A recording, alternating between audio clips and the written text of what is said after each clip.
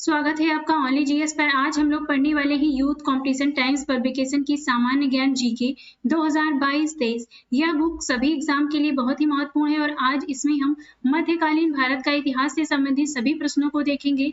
यह book railway group D 2022 के लिए बहुत ही इंपॉर्टेंट है और इस बुक में ये सभी टॉपिक से संबंधित प्रश्न दिए गए हैं और आज इसमें हम मध्यकालीन इतिहास के 241 प्रश्नों को देखेंगे। बाकी टॉपिक को हम एक एक करके इसी चैनल पे करवाएंगे, तो इसके लिए आपको हमारे चैनल को सब्सक्राइब भी कर लेना है। चलिए हम वीडियो शुरू करते हैं। मध्यकालीन भारत के इतिहास से संबंधित ये सभी टॉपिक हैं जिससे संबंधित प्रश्नों को आज हम करने वाले हैं और इसमें सबसे पहले देखते हैं अरब एवं तुर्की आक्रमण महमूद गजनवी मोहम्मद गोरी से संबंधित प्रश्न। पहला प्रश्न है, नीचे दिए गए शासकों का सही कालानुक्रम क्या है? तो यहाँ पे आपको बताना है। इसमें सही ऑप्शन है सी।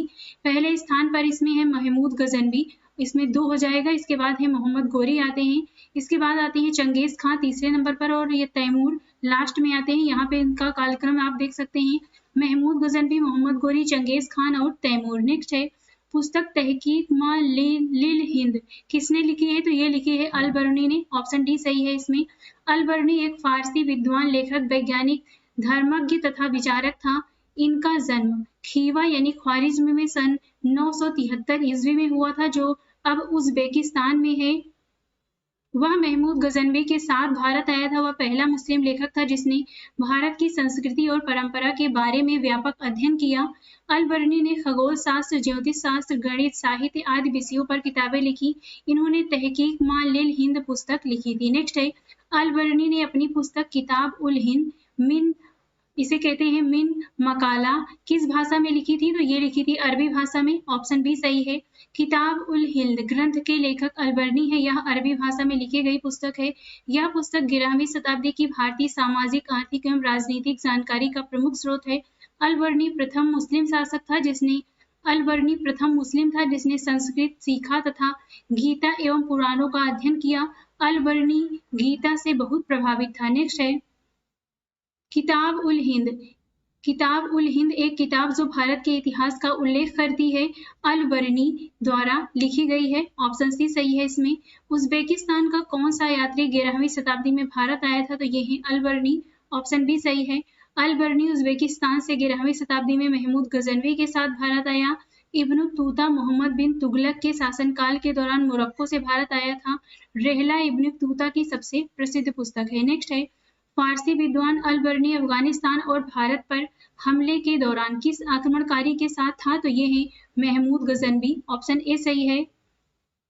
मोहम्मद गोरी की सेना और पृथ्वीराज चौहान के बीच 2 बार युद्ध हुआ, जिसमें तराइन की दूसरी लड़ाई पृथ्वीराज चौहान हार गए और उनके राज्य पर कब्जा कर लिया गया। ऑप्शन डी सही है इसमें। तराइन का प्रथम युद्ध 1991 ईस्वी में पृथ्वीराज चौहान तथा मोहम्मद गोरी के मध्य हुआ, जिसमें गोरी पराजित हुआ था तथा तराइन का द्वितीय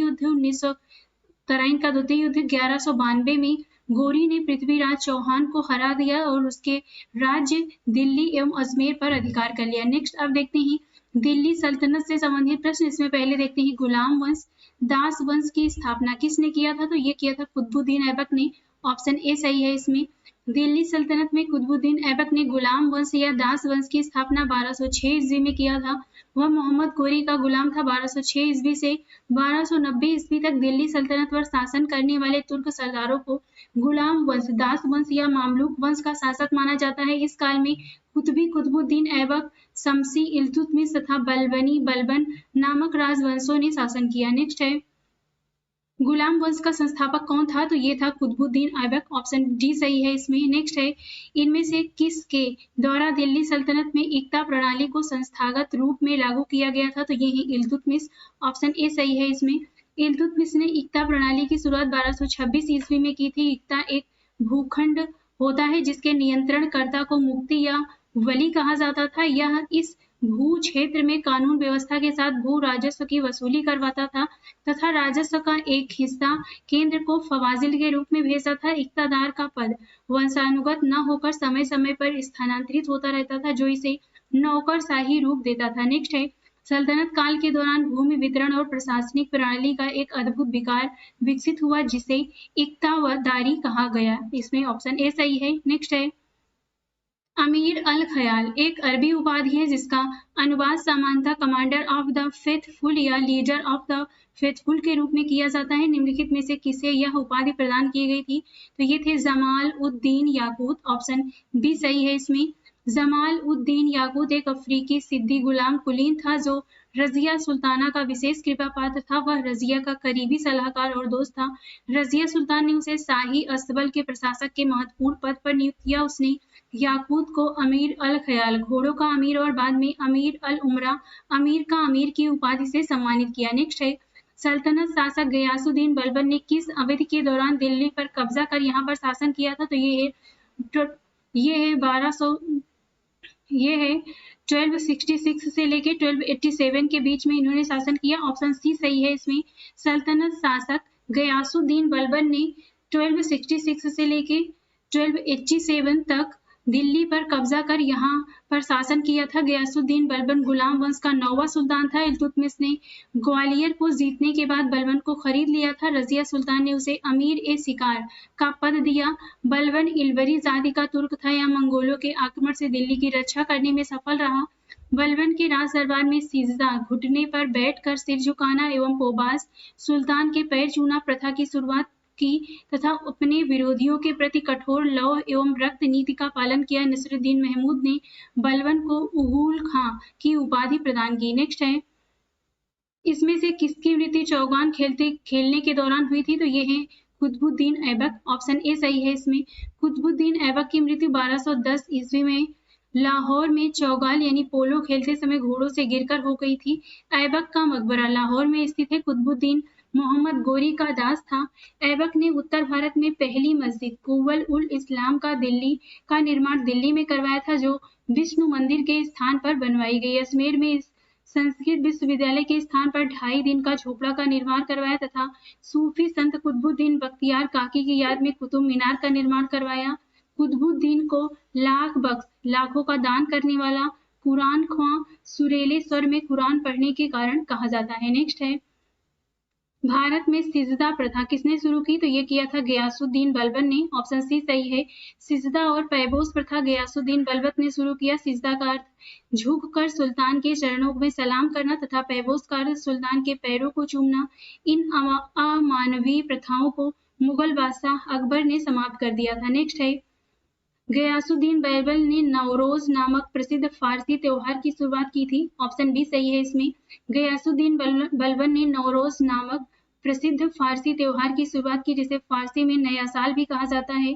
यह मुख्यतः ईरानियों द्वारा दुनिया भर में मनाया जाता है। यह मूलतः प्रकृति प्रेम का उत्सव है। नेक्स्ट है, निम्नलिखित में से दिल्ली सल्तनत का सही क्रम बताना है। तो सही क्रम है गुलाम वंश, खिलजी वंश, तुगलक वंश और लोधी वंश। ऑप्शन बी सही है इसमें।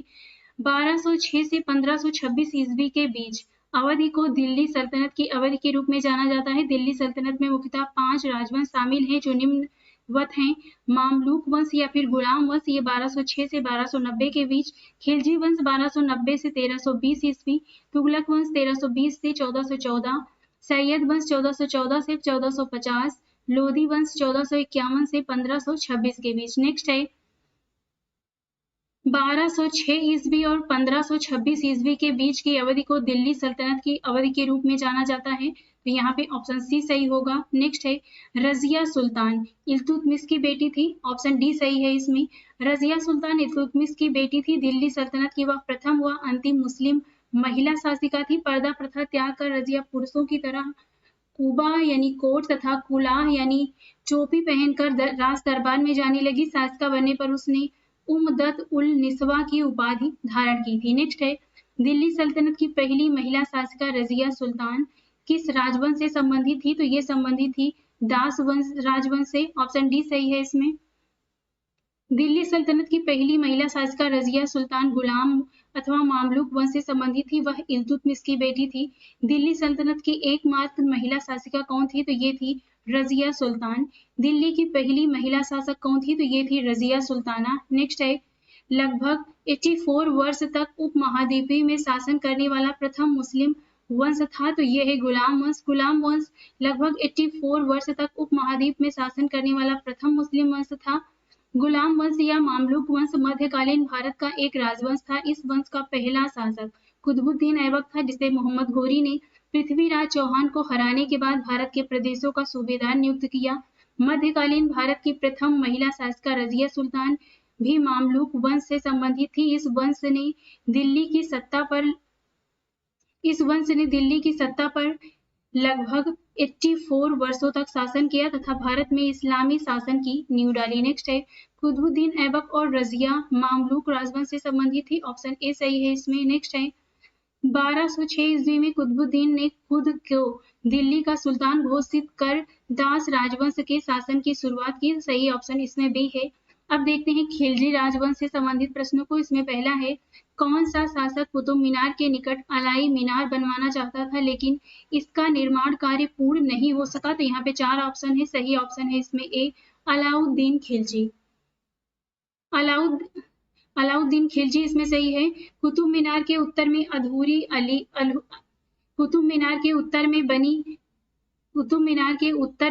अधूरी बनी अलाई मीनार का निर्माण अलाउद्दीन खिलजी ने करवाया था। इसकी ऊंचाई 24.5 मीटर है। अलाउद्दीन खिलजी की मृत्यु हो जाने के कारण यह मीनार अधूरी रह गई। अलाई मीनार को कुश्क-ए-सीरी भी कहा जाता है। नेक्स्ट है, निम्नलिखित में से किसने अपने सैनिकों के लिए सैन्य यानी गैरिसन शहर सीरी का निर्माण किया? तो ये किया था अलाउद्दीन खिलजी ने। ऑप्शन सी सही है। अलाउद्दीन खिलजी ने 1303 ईस्वी में सैन्य शहर सीरी दूसरी दिल्ली की नींव रखी। उसने सीरी शहर की पानी की जरूरत को पूरा करने के लिए हौज-ए-खास नामक जलाशय का भी निर्माण करवाया। उसने कुव्वत उल इस्लाम मस्जिद के दक्षिणी प्रवेश द्वार के रूप में अलाई दरवाजे का निर्माण करवाया। नेक्स्ट है, रानी पद्मावती का संबंध किस शहर से है? चित्तौड़गढ़ से। ऑप्शन सी सही है।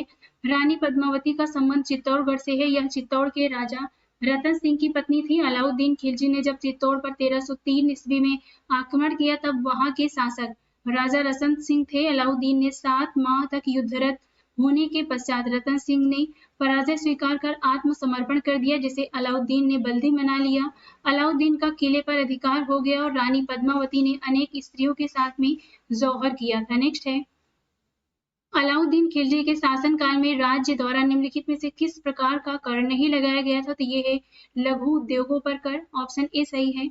अलाउद्दीन खिलजी दिल्ली सल्तनत के खिलजी वंश का दूसरा शासक था। अलाउद्दीन खिलजी खिलजी वंश का प्रथम सुल्तान था जिसने भू राजस्व तथा सैन्य क्षेत्र में बहुआयामी सुधार किया। अलाउद्दीन खिलजी ने वास्तविक उपज के आधार पर लगान की राशि निश्चित की। इसने कृषि पर कर के तहत भू राजस्व की दर को उपज का 1/2 भाग कर दिया। अलाउद्दीन खिलजी ने 2 नए कर लगाए। पहला चराई कर जो दुधारी पशुओं पर लगाया जाता था, गढ़ी कर जो घरों यानी आवास एवं झोपड़ी पर लगाया जाता था। नेक्स्ट है, खिलजी वंश का प्रथम शासक कौन था? तो ये हैं जलालुद्दीन फिरोज खिलजी। ऑप्शन डी सही है इसमें। गुलाम वंश के शासक को समाप्त कर 13 जून 1290 को जलालुद्दीन फिरोज खिलजी ने खिलजी वंश की स्थापना की। जलालुद्दीन ने अपना राज्याभिषेक किलो खरी महल में करवाया। अलाउद्दीन खिलजी खिलजी वंश का दूसरा शासक था। इसने अपने शासनकाल में मूल्य नियंत्रण प्रणाली को दृढ़ता से लागू किया तथा दक्षिण भारत में विजय के लिए मलिक काफूर को भेजा। नेक्स्ट है, 13वीं सदी में बख्तियार खिलजी ने बंगाल के किस राजा को पराजित किया था? तो ये है लक्ष्मण सेन। ऑप्शन बी सही है। 13वीं सदी में तुर्की शासक बख्तियार खिलजी ने बंगाल के शासक लक्ष्मण सेन को पराजित किया। लक्ष्मण सेन बंगाल के सेन राजवंश के चौथे शासक और एकीकृत बंगाल के आखिरी हिंदू प्रशासक थे। उनकी राजधानी नादिया थी। बख्तियार खिलजी ने बिहार और बंगाल के विजित क्षेत्रों को जीतकर एक प्रांत के रूप में संगठित किया तथा लखनऊ को राजधानी के रूप में स्थापित किया। अब देखते हैं तुगलक वंश से संबंधित प्रश्न। पहला है, एक प्रसिद्ध यात्री इब्न बतूता मोरक्को का मूल निवासी था। ऑप्शन ए सही है इसमें। इब्न बतूता एक अफ्रीकी यात्री, विद्वान तथा लेखक था। उत्तरी अफ्रीका के मोरक्को प्रदेश के प्रसिद्ध नगर तांजियर में 24 फरवरी 1304 को ईस्वी को इसका जन्म हुआ था। इसका पूरा नाम मोहम्मद बिन अब्दुल्ला इब्न बतूता था। इसने लगभग 75,000 मील की यात्रा तय की थी। अपनी यात्रा के दौरान यह मोहम्मद बिन तुगलक के शासनकाल में 1333 ईस्वी में भारत आया था। सुल्तान ने उसका स्वागत किया तथा दिल्ली का काजी नियुक्त किया। उसकी प्रसिद्ध पुस्तक रेहला में मोहम्मद बिन तुगलक के समय की घटनाओं का वर्णन है। 1342 ईस्वी में इब्न बतूता सुल्तान के राजदूत की हैसियत से चीनी शासक तोगन तैमूर के दरबार में गया। नेक्स्ट है, प्रसिद्ध यात्री और लेखक मोहम्मद इब्न तूता किस देश से संबंधित है, जिन्होंने 14वीं शताब्दी में भारत सहित कई देशों की यात्रा की? तो ये संबंधित है मोरक्को से। ऑप्शन डी सही है। काकतीय राजवंश का अंत निम्नलिखित में से किसके द्वारा किया गया? तो ये किया गया दिल्ली सल्तनत। ऑप्शन डी सही है। 13वीं शताब्दी में काकतीय राजवंश को दिल्ली सल्तनत के कई हमलों का सामना करना पड़ा और अंत में 1323 ईस्वी में समाप्त हो गया, जब गयासुद्दीन तुगलक ने काकतीय साम्राज्य की राजधानी वारंगल पर कब्जा कर लिया। उल्लेखनीय है कि काकतीय राजवंश का उत्कर्ष 12वीं से 14वीं शताब्दी के दौरान हुआ। चालुक्य वंश के पतन के बाद चोल द्वितीय एवं रुद्र प्रथम ने इस राजवंश की स्थापना की थी। नेक्स्ट है, मोरक्को का प्रसिद्ध यात्री इब्न तूता किस काल में भारत आया था? तो यह था दिल्ली सल्तनत के समय। ऑप्शन ए सही है। दिल्ली सल्तनत का सबसे बड़ा विस्तार किसके शासनकाल में देखा गया? मोहम्मद बिन तुगलक। ऑप्शन ए सही है। इतिहासकार के मत से 1206 से 1526 तक भारत पर शासन करने वाले 5 वंश के सुल्तानों के शासनकाल को दिल्ली सल्तनत कहा जाता है। ये वंश थे गुलाम वंश, खिलजी वंश, तुगलक वंश, सैयद वंश तथा लोधी वंश। 1325 ईस्वी में जूना खां मोहम्मद बिन तुगलक के नाम से दिल्ली के सिंहासन पर बैठा।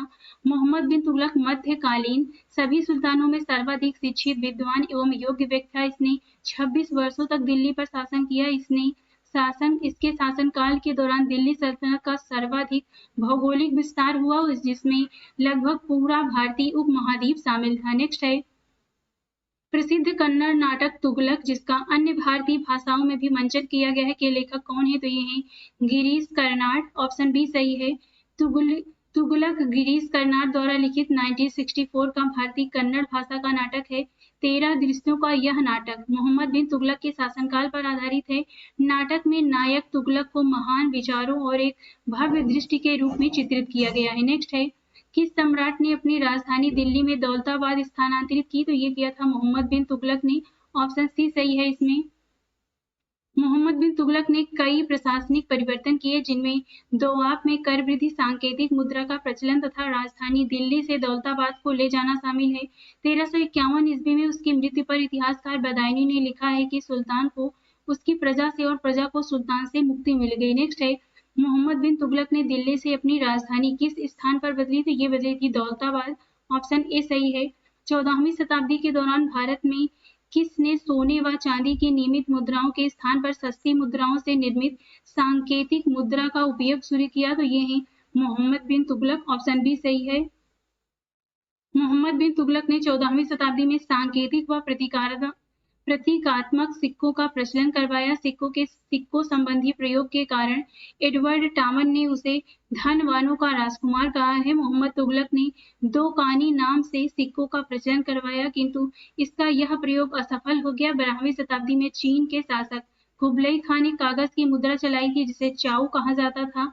उसका यह प्रयोग सफल हुआ था। नेक्स्ट है, फिरोज शाह तुगलक।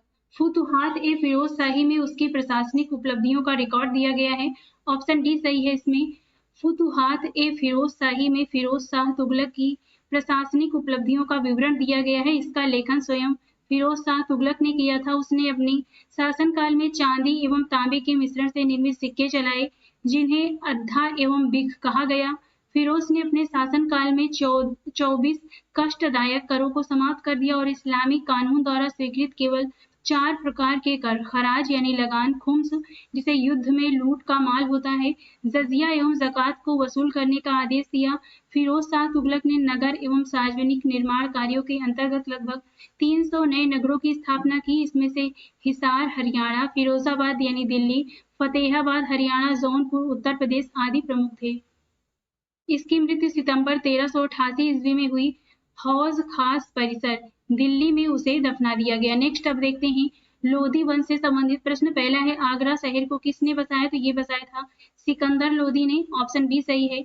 लोधी वंश का स्थापना बहलोल लोधी ने की थी। उसके बाद सिकंदर लोधी शासक बना। भूमि मापन के लिए गज ए सिकंदरी नामक प्रमाणित पैमाना सिकंदर लोधी ने प्रचलित कराया। 1504 ईस्वी में उसने आगरा शहर बसाया तथा 1506 में राजधानी दिल्ली से आगरा ले गया। नेक्स्ट है, बहलोल लोधी वंश का संस्थापक था। ऑप्शन सी सही है। दिल्ली सल्तनत का आखिरी वंश लोधी वंश था, जिसकी स्थापना बहलोल लोधी ने की थी। इस वंश का शासनकाल 14 से 1526 ईस्वी तक रहा। पानीपत का प्रथम युद्ध 1526 ईस्वी में बाबर के हाथों लोधी वंश के अंतिम शासक इब्राहिम लोधी की हार के साथ दिल्ली सल्तनत का पतन हो गया। नेक्स्ट है इब्राहिम लोधी 1526 में पानीपत की पहली लड़ाई में बाबर के द्वारा मारा गया। ऑप्शन डी सही है। इब्राहिम लोधी लोधी वंश का अंतिम शासक था। मुगल शासक बाबर ने पानीपत के प्रथम युद्ध में इब्राहिम लोधी को पराजित किया तथा इब्राहिम लोधी युद्ध स्थल पर मारा गया और दिल्ली सल्तनत का अंत हुआ एवं मुगल शासक की शुरुआत हुई। बाबर एक मुगल शासक था जिसका मूल स्थान मध्य एशिया था। वह भारत में मुगल वंश का संस्थापक था। नेक्स्ट आप देखते हैं सल्तनत कालीन स्थापत्य एवं चित्रकला से संबंधित प्रश्न। पहला है कुतुब मीनार के पास स्थित कौन सी मस्जिद के बारे में यह माना जाता है कि वह दिल्ली में बनने वाली पहली मस्जिद थी? तो यह है कुबल उल इस्लाम मस्जिद। ऑप्शन डी सही है इसमें। कुतुब मीनार के पास स्थित कुबल उल इस्लाम मस्जिद भारत में इस्लामी पद्धति पर निर्मित प्रथम मस्जिद मानी जाती है। इसका निर्माण मामलूक वंश यानी गुलाम वंश के संस्थापक कुतुबुद्दीन ऐबक द्वारा 1195 से 1199 ईस्वी के मध्य कराया गया। कुतुबुद्दीन ऐबक मोहम्मद गोरी का गुलाम था। इसी ने गुलाम वंश की स्थापना की। नेक्स्ट है इनमें से किसने अजमेर में 2.5 दिन का झोपड़ा निर्मित कराया? तो ये है कुतुबुद्दीन ऐबक। ऑप्शन बी सही है।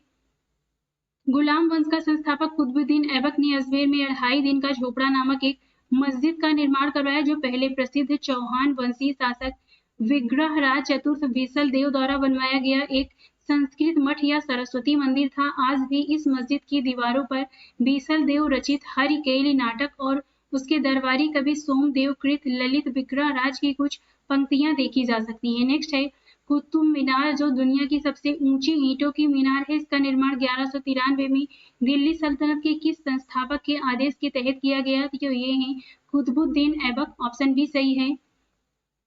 कुतुब मीनार का निर्माण गुलाम वंश के शासक कुतुबुद्दीन ऐबक ने सन 1193 में आरंभ करवाया और अपने शासन काल में एक ही मंजिल का निर्माण करवा पाया। उसकी मृत्यु के बाद उसके उत्तराधिकारी इल्तुतमिश ने इसमें 3 मंजिलों का निर्माण के साथ इसे पूर्ण किया। इसके उपरांत तुगलक शासक फिरोज शाह तुगलक के शासनकाल में प्राकृतिक दुर्घटना में चौथी मंजिल ढह जाने तथा उसके पुनः चौथी मंजिल और 5वीं मंजिल अतिरिक्त मंजिल का निर्माण 1368 ईस्वी में करवाया। यह मीनार लाल बलुआ पत्थर से बनाई गई। दिल्ली स्थित यह मीनार ईंट से बनी विश्व की सबसे ऊंची मीनार है। इसकी ऊंचाई 72.5 मीटर है। कुतुब मीनार को 1993 ईस्वी में यूनेस्को के विश्व धरोहर स्थल में शामिल किया गया। नेक्स्ट है कुतुब मीनार निर्माण को किसने पूरा करवाया था? तो ये करवाया था फिरोज शाह तुगलक ने। ऑप्शन बी सही है। नेक्स्ट है 2.5 दिन का झोपड़ा कहाँ स्थित है? अजमेर में। ऑप्शन बी सही है। 2.5 दिन का झोपड़ा राजस्थान के अजमेर में स्थित एक मस्जिद है जिसका निर्माण मोहम्मद गोरी के आदेश पर कुतुबुद्दीन ऐबक ने 1192 ईस्वी में शुरू करवाया। यह 1199 में बनकर तैयार हुआ। इसका निर्माण एक संस्कृत महाविद्यालय के स्थान पर हुआ माना जाता है। नेक्स्ट है भारतीय इस्लामी शिल्पकला जो कुतुब मीनार एवं अलाई दरवाजा जैसे स्मारकों में दृष्टिगोचर है भारत के किस युग से संबंधित है? तो ये है दिल्ली सल्तनत। ऑप्शन बी सही है इसमें।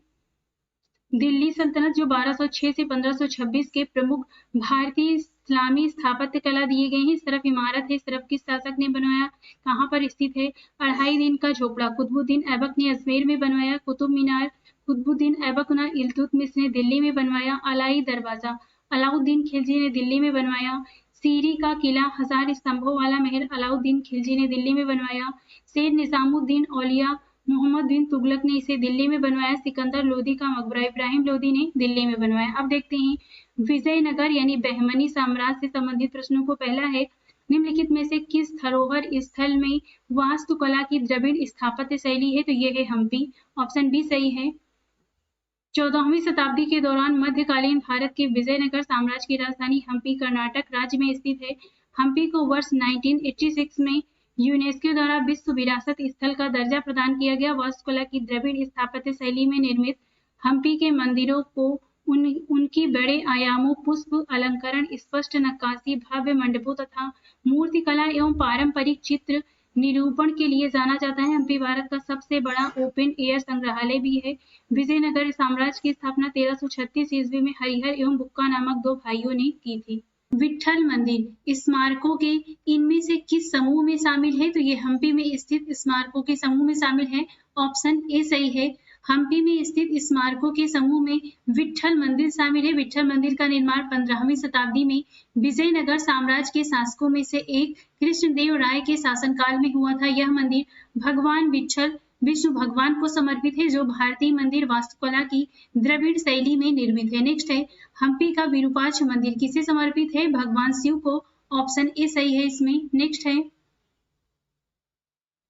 विरूपाक्ष मंदिर कर्नाटक के बेल्लूरी जिले में तुंगभद्रा नदी के किनारे पर हम्पी में स्थित है, जिसे पंपापथी नाम से भी जाना जाता है। यह मंदिर भगवान शिव को समर्पित है।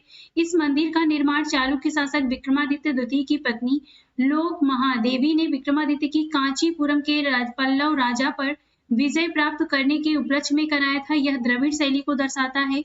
यह मंदिर यूनेस्को द्वारा विश्व धरोहर में शामिल किया गया है। नेक्स्ट है, बुक्का प्रथम प्राचीन भारत में से इनमें से किस राजवंश का संस्थापक था? तो ये थे संगम। ऑप्शन बी सही है।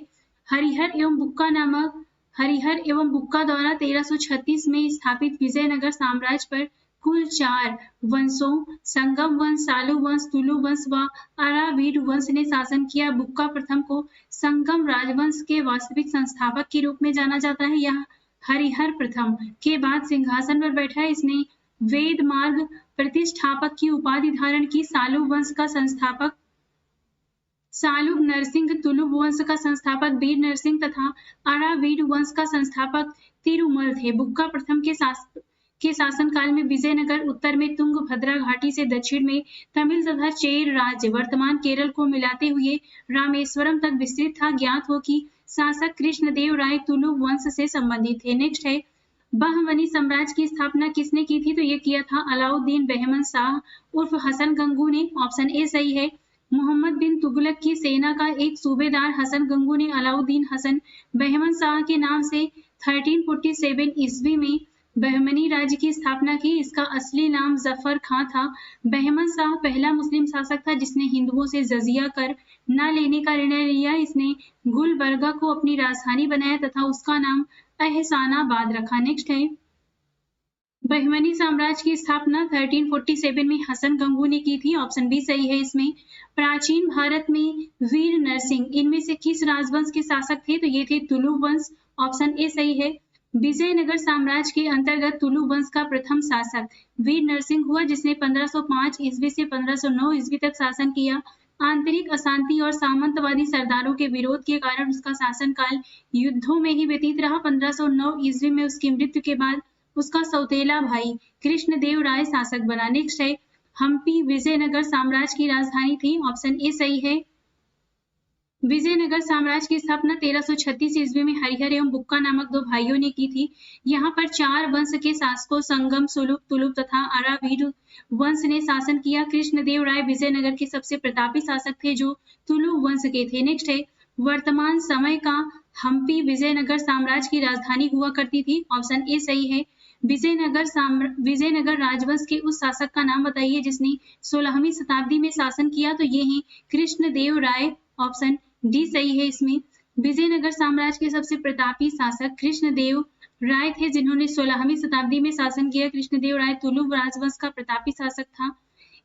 इसके शासनकाल में पुर्तगाली यात्री डोमिंगो पायस विजयनगर आया था। कृष्णदेव राय ने तेलुगु में अमुक्त माल्यद एवं संस्कृत में जाम्बवती कल्याणम की रचना की तथा नागलपुर नामक नगर की स्थापना की। कृष्णदेव राय के शासनकाल को तेलुगु साहित्य का क्लासिक युग कहा गया है। नेक्स्ट है, कृष्णदेव राय विजयनगर साम्राज्य के शासक थे। ऑप्शन बी सही है। निम्नलिखित में से किसने अमुक्त माल्यद पर मध्ययुगीन ग्रंथ संकलित किया? तो ये हैं। ऑप्शन बी सही है, कृष्णदेव राय। अमुक्त माल्यद कृष्णदेव राय द्वारा रचित काव्य ग्रंथ है। इस काव्य रचना में भगवान विष्णु और देवी अंदाल के विवाह का वर्णन है। कृष्णदेव राय विजयनगर साम्राज्य के सर्वाधिक कीर्तिवान राजा थे। वे स्वयं एक कवि और कवियों के संरक्षक थे। तेलुगु साहित्य के 8 प्रसिद्ध कवि इनके दरबार में थे जो अष्टदिग्गज के नाम से प्रसिद्ध थे। स्वयं कृष्णदेव राय भी आंध्र भोज के नाम से विख्यात थे। नेक्स्ट है, अन्नमय्या मध्ययुगीन काल के एक कवि और गायक थे। वे किस वर्तमान भारतीय राज्य से संबंधित थे? तो ये है आंध्र प्रदेश। ऑप्शन ए सही है। अन्नमय्या या अन्नामाचार्य एक तेलुगु संत, कवि एवं कर्नाटक संगीत के रचयिता थे। इनका जन्म वैशाख बुद्ध पूर्णिमा को भारत के आंध्र प्रदेश के कडप्पा जिले के एक गांव में हुआ था। इन्होंने भगवान वेंकटेश्वर की स्तुति में अनेक भजनों की रचना की। नेक्स्ट है, देवराय प्रथम के शासनकाल के दौरान निकोलो कोंटी ने 1420 ईस्वी में विजयनगर का दौरा किया था। ऑप्शन ए सही है इसमें।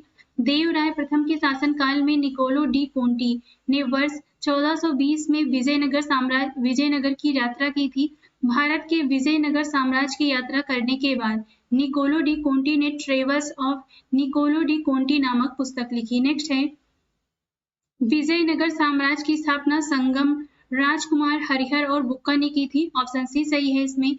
विजयनगर का शाब्दिक अर्थ जीत का शहर है। विजयनगर को मध्य युग का प्रथम हिंदू साम्राज्य माना जाता है। इसकी स्थापना 1336 ईस्वी में संगम के पुत्र हरिहर और बुक्का द्वारा तुंगभद्रा नदी के तट पर की गई। विजयनगर के विषय में फारसी यात्री अब्दुल रजाक ने लिखा है, विजयनगर दुनिया के सबसे भव्य नगरों में से एक लगा जो उसने देखे या सुने थे। नेक्स्ट है, गोलकोंडा किला गोलकोंडा किला के दौरान बनवाया गया था। तो यहाँ पे कोई भी ऑप्शन सही नहीं है। नीचे देखते हैं, गोलकोंडा किले का निर्माण वारंगल के राजा ने कच्चे किले के रूप में कराया था। बाद में यह बहमनी राज्यों के हाथ में चला गया। 1512 ईस्वी में यह कुतुबशाही राजाओं के अधिकार में आ गया, परंतु कुछ विद्वानों ने इसका निर्माणकर्ता कुतुबशाही राजवंश को भी मानते हैं। नेक्स्ट है, प्रसिद्ध गोलकुंडा किला किस राज्य में स्थित है? तो ये स्थित है तेलंगाना। ऑप्शन बी सही है। विजयनगर साम्राज्य के पहले राजा कौन थे? तो ये थे हरिहर प्रथम। ऑप्शन ए सही है। विजयनगर साम्राज्य दक्षिण भारत का एक मध्यकालीन साम्राज्य था जिसकी स्थापना हरिहर प्रथम तथा बुक्का राय प्रथम ने की। हरिहर प्रथम इस साम्राज्य का प्रथम राजा बना। यह साम्राज्य दक्षिण भारत में लगभग 310 वर्षों तक रहा। विजयनगर की राजधानी हम्पी के अवशेष आज भी कर्नाटक में स्थित है, जो यूनेस्को द्वारा घोषित एक विश्व विरासत स्थल है। नेक्स्ट है, उस इंजीनियर का नाम बताइए जो हम्पी के खंडहरों को दुनिया के समक्ष लाया था। तो ये है Colonel Colin Mackenzie. Option A सही है। हम्पी मध्यकालीन हिंदू राज्य विजयनगर साम्राज्य की राजधानी थी। तुंगभद्रा नदी के तट पर स्थित यह नगर अब मात्र खंडहरों के अवशेष के रूप में ही उपस्थित है। इन खंडहरों को कर्नल कॉलिन मैकेंजी द्वारा 1800 ईस्वी में प्रकाश में लाया गया था। मैकेंजी ब्रिटिश इतिहासकार, सर्वेक्षण, मानचित्रकार के रूप में अत्यधिक प्रसिद्ध थे। 1986 में इस प्राचीन शहर को यूनेस्को द्वारा विश्व विरासत स्थल घोषित किया गया। अब देखते हैं भक्ति एवं सूफी आंदोलन से संबंधित प्रश्न। पहला है, मीराबाई कहाँ की राजपूत राजकुमारी थी? तो ये थी मेड़ता की। ऑप्शन बी सही है। मीराबाई मेड़ता के राजा के छोटे भाई रतन सिंह की एकमात्र संतान थी। मीरा का विवाह मेवाड़ के सिसोदिया राज परिवार में हुआ था। इनके पति उदयपुर के महाराजा भोजराज थे। मीराबाई का जन्म 1498 ईस्वी में पाली के कुड़की गांव में हुआ था। उनकी मृत्यु 1546 ईस्वी में हुई। यह 16वीं शताब्दी की एक कृष्ण भक्ति कवित्री थी। इनके गुरु रैदास थे। नेक्स्ट है, विशिष्टाद्वैत दर्शन के संस्थापक कौन थे? तो ये थे रामानुजाचार्य। ऑप्शन डी सही है। विशिष्टाद्वैत दर्शन के प्रतिपादक रामानुजाचार्य थे। इस विचारधारा के अनुसार ब्रह्म समस्त सद्गुणों का साकार रूप है। यह निर्गुण सच्चिदानंद नहीं है, वरन यह सत्यम, ज्ञानम और आनंदम का साकार रूप है। रामानुज ने सूत्रों पर भाष्य लिखा जिसे श्री भाष्य कहते हैं। नेक्स्ट है, 1600 से 1700 की अवधि के धार्मिक शिक्षक मियां मीर किस राज्य से संबंधित थे? तो ये संबंधित है पंजाब से। ऑप्शन सी सही है इसमें। 16वीं से 17वीं शताब्दी के मध्य धार्मिक शिक्षक मियां मीर पंजाब, लाहौर, आधुनिक पाकिस्तान से संबंधित थे। वह मुगल सम्राट शाहजहां के सबसे बड़े पुत्र दारा सिकोह के आध्यात्मिक प्रशिक्षक होने के कारण प्रसिद्ध हैं। मियां मीर ने गुरु अर्जुन देव के अनुरोध पर सिख तीर्थ हरमिंदर साहिब स्वर्ण मंदिर की नींव रखी। नेक्स्ट है, अजमेर इनमें से किस सूफी संत से संबंधित है? तो यह है ख्वाजा मोइनुद्दीन चिश्ती। ऑप्शन बी सही है। 13वीं शताब्दी में के सूफी संत दार्शनिक ख्वाजा मोइनुद्दीन चिश्ती की दरगाह अजमेर में है। ख्वाजा मोइनुद्दीन चिश्ती ने 1192 में मोहम्मद गोरी के साथ भारत आए और इन्होंने ही चिश्तिया परंपरा की नींव डाली। इन्होंने हिंदू रीति रिवाजों को भी अपनाया जिसमें ईश्वर प्रेम और मानव सेवा उनके प्रमुख सिद्धांत है। नेक्स्ट है, संत कबीर का जन्म कहाँ हुआ था? तो ये हुआ था वाराणसी में। ऑप्शन सी सही है इसमें। संत कबीर का जन्म 1440 ईस्वी में ये विवादास्पद है। उत्तर प्रदेश के वाराणसी के पास लहेरतारा में एक विधवा ब्राह्मणी के गर्भ से हुआ था। कबीर की वाणी का संकलन बीजक में हुआ है, जिसमें साखी, सबद एवं रमैनी संकलित है। कबीरदास की मृत्यु 1518 ईस्वी में मगहर संत कबीर नगर में हुई थी। नेक्स्ट है, शेख सलीम चिश्ती एक मुस्लिम संत रहते थे जहां फतेहपुर सीकरी बनाया गया। ऑप्शन डी सही है इसमें। शेख सलीम चिश्ती चिश्ती सिलसिले के प्रसिद्ध सूफी संत थे। ये आगरा के समीप सीकरी नामक गांव में रहते थे, जहां पर अकबर ने फतेहपुर सीकरी नामक शहर की स्थापना की। फतेहपुर सीकरी कुछ समय तक मुगल साम्राज्य की राजधानी के रूप में भी जाना गया। 1572 ईस्वी में शेख सलीम की मृत्यु के पश्चात अकबर द्वारा लाल बलुआ पत्थर से उनका मकबरा बनवाया गया। नेक्स्ट अब देखते हैं मुगल काल से संबंधित प्रश्न। इसमें पहले देखते हैं बाबर के प्रश्न। पहला है, दौलत खान ने बाबर को काबुल में सम्राट इब्राहिम लोदी के विरुद्ध सहायता प्रदान करने के बदले में अपनी निष्ठा के लिए संदेशवाहक भेजा। ऑप्शन ए सही है इसमें। दौलत खान लोदी ने बाबर को काबुल में सम्राट इब्राहिम लोदी के विरुद्ध सहायता प्रदान करने के बदले में अपनी निष्ठा दर्शाने के लिए संदेशवाहक भेजा। नेक्स्ट है, मुगल साम्राज्य के शासन काल के दौरान गैर मुस्लिम व्यक्तियों पर लगाए गए व्यक्तिगत कर पॉल टैक्स को निर्दिष्ट करने के लिए किस शब्द का इस्तेमाल किया जाता था? तो इसे कहते हैं जजिया। ऑप्शन डी सही है।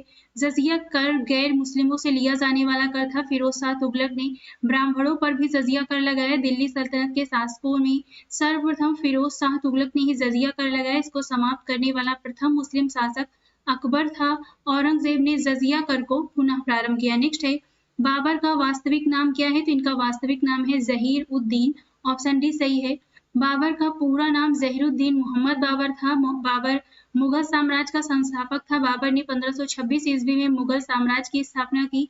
बाबर ने भारत पर 5 बार आक्रमण किया। 26 दिसंबर 1530 ईस्वी को बाबर की आगरा में मृत्यु हो गई। बाबर को आगरा के आराम बाग में दफनाया गया। बाद में काबुल में उसके द्वारा चुने गए स्थान पर दफनाया गया। हुमायूं का पूरा नाम नसरुद्दीन मोहम्मद हुमायूं तथा जहांगीर का पूरा नाम नूरुद्दीन मोहम्मद सलीम जहांगीर था। नेक्स्ट है, बाबर ने इब्राहिम लोदी को कब हराया था? तो ये हराया था 1526 में। ऑप्शन डी सही है इसमें।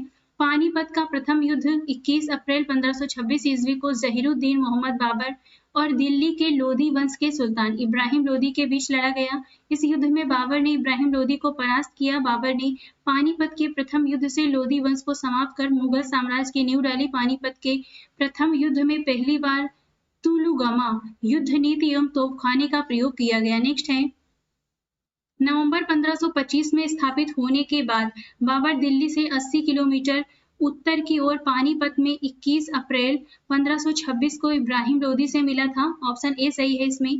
पानीपत का प्रथम युद्ध किस वर्ष लड़ा गया? तो ये लड़ा गया था 1526 में। पानीपत का प्रथम युद्ध कहाँ पर हुआ था? तो ये हुआ था हरियाणा में। ऑप्शन ए सही है। निम्नलिखित विकल्पों में से उस विकल्प का चयन करें जो मुगल सम्राटों के कालक्रम को दर्शाता है, सही कालक्रम को दर्शाता है। तो सही ऑप्शन है अकबर, जहांगीर, शाहजहां, औरंगजेब। नीचे यहाँ पर देखते हैं, भारत के मुगल साम्राज्य के प्रमुख सम्राटों का कालक्रम निम्नवत है। हुमायूं, अकबर, जहांगीर, शाहजहां और औरंगजेब। इनका कालक्रम यहाँ पे आप स्वयं देख लीजिए समय। इस प्रकार मुगल सम्राटों के कालक्रमों का सही क्रम अकबर, जहांगीर, शाहजहां, औरंगजेब होगा। मुगल वंश की स्थापना बाबर ने 1526 से 1530 में की थी। नेक्स्ट है, तुलुगहमा क्या है? तो तुलुगहमा बाबर द्वारा इस्तेमाल की जाने वाली सैन्य रणनीति को कहते हैं। ऑप्शन सी सही है इसमें। बाबर ने पानीपत के प्रथम युद्ध में तुलुगहमा युद्ध नीति का इस्तेमाल किया, जिसमें पूरी सेना को विभिन्न इकाइयों बाएं, दाएं और मध्य में विभाजित किया जाता है। नेक्स्ट है, अगला प्रश्न है, खानवा के युद्ध में जीतने के बाद बाबर को गाजी मान लिया गया था। ऑप्शन सी सही है इसमें। 17 मार्च 1527 को खानवा के युद्ध में बाबर ने मेवाड़ के राजा राणा सांगा को पराजित किया। इस युद्ध में राणा का साथ हसन खां मेवाती, महमूद लोदी, आलम खां लोदी तथा मेदिनी राय ने दिया। अपने सैनिकों को उत्साह बढ़ाने के लिए बाबर ने राणा सांगा के विरुद्ध जिहाद का नारा दिया। खानवा के युद्ध को जीतने के बाद बाबर ने गाजी की उपाधि धारण की। नेक्स्ट है, खानवा का युद्ध वर्ष 1527 में लड़ा गया। ऑप्शन बी सही है। मुगल साम्राज्य का संस्थापक कौन था? तो ये थे बाबर। ऑप्शन डी सही है। मुगल साम्राज्य का संस्थापक बाबर था। इसका शासनकाल 1526 से 1530 ईस्वी तक था। यह पिक्त वंश की ओर से तैमूर का पंचम वंशज तथा मातृ वंश की ओर से चंगेज खां का 14वां वंशज था। इसे मुबैयान नामक पद शैली का जन्मदाता माना जाता है। नेक्स्ट है, मुगल साम्राज्य की स्थापना किसके द्वारा की गई? तो ये है बाबर। खानवा का युद्ध बाबर और राणा सांगा के बीच लड़ा गया था। ऑप्शन ए सही है। खानवा का युद्ध मुगल शासक बाबर और राजपूत राजा राणा सांगा के बीच 1527 में हुआ था। बाबर ने भारत पर 1519 में पहला आक्रमण किया था। ऑप्शन ए सही है। बाबर ने भारत पर 1519 में पहला आक्रमण यूसुफजाई जाति के विरुद्ध किया था। इस युद्ध में बाबर ने बाजौर और भेरा को अपने अधिकार में कर लिया। जहीरुद्दीन मोहम्मद बाबर, जो बाबर के नाम से प्रसिद्ध हुआ, एक मुगल शासक था। इसका मूल निवास मध्य एशिया था। नेक्स्ट है, मुगल साम्राज्य की स्थापना 1526 ईस्वी में की गई थी बाबर के द्वारा। ऑप्शन ए सही है। नेक्स्ट है, घाघरा का युद्ध किस वर्ष हुआ था? तो ये हुआ था 1529 में। ऑप्शन बी सही है। घाघरा का युद्ध 6 मई 1529 ईस्वी को मुगल बादशाह बाबर और अफगानों के मध्य लड़ा गया। इस युद्ध में बाबर ने महमूद लोदी के नेतृत्व में लड़ रहे अफगानों को बुरी तरह पराजित किया। नेक्स्ट है, निम्न में से किस वंश के शासकों को सुल्तान नहीं कहा जाता था? तो ये है मुगल। ऑप्शन सी सही है। मुगल वंश के शासकों को सुल्तान नहीं कहा जाता था। भारत के इतिहास में सुल्तान की उपाधि तुर्की शासकों द्वारा प्रारंभ की गई। सुल्तान की उपाधि धारण करने वाला प्रथम शासक महमूद गजनवी था। नेक्स्ट है, निम्नलिखित में से मुगल सम्राटों जिन्होंने भारतीय उपमहाद्वीप पर शासन किया का उल्टा सही अनुक्रम अंतिम से पहला कौन सा है? तो सही ऑप्शन है सी, बहादुर शाह द्वितीय, औरंगजेब जहांगीर और औरंगजेब शाहजहां और अकबर। यहाँ पे नीचे देखते हैं, मुगल सम्राट जिन्होंने भारतीय उपमहाद्वीप पर शासन किया था, इसका उल्टा क्रम इस प्रकार होगा, बहादुर शाह द्वितीय, इन्हें जफर कहते हैं, औरंगजेब, शाहजहां और अकबर। इनका समय आप स्वयं देख लीजिए। अब देखते हैं शेरशाह सूरी से संबंधित प्रश्न। इससे पहला है, इनमें से किसने अपने साम्राज्य को संगठित एवं मजबूत बनाने के लिए सिंधु घाटी से लेकर बंगाल में स्थित सोनार घाटी तक शाही यानी रॉयल सड़क का निर्माण कराया था, जिसका नाम ब्रिटिश काल के दौरान बदलकर जीटी रोड कर दिया गया? तो ये थे शेरशाह सूरी। ऑप्शन बी सही है।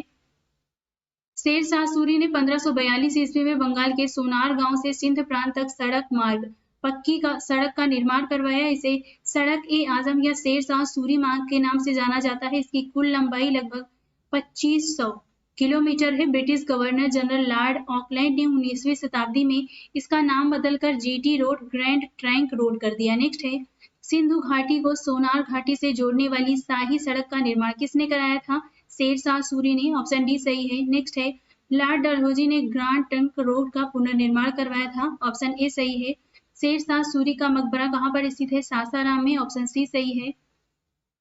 शेरशाह सूरी का मकबरा बिहार के सासाराम में स्थित है। शेरशाह ने अपने जीवन काल में अपने मकबरे का निर्माण सोन नदी के तट पर करवाया था। यह मकबरा अष्टकोणीय है तथा एक झील के बीच में निर्मित है।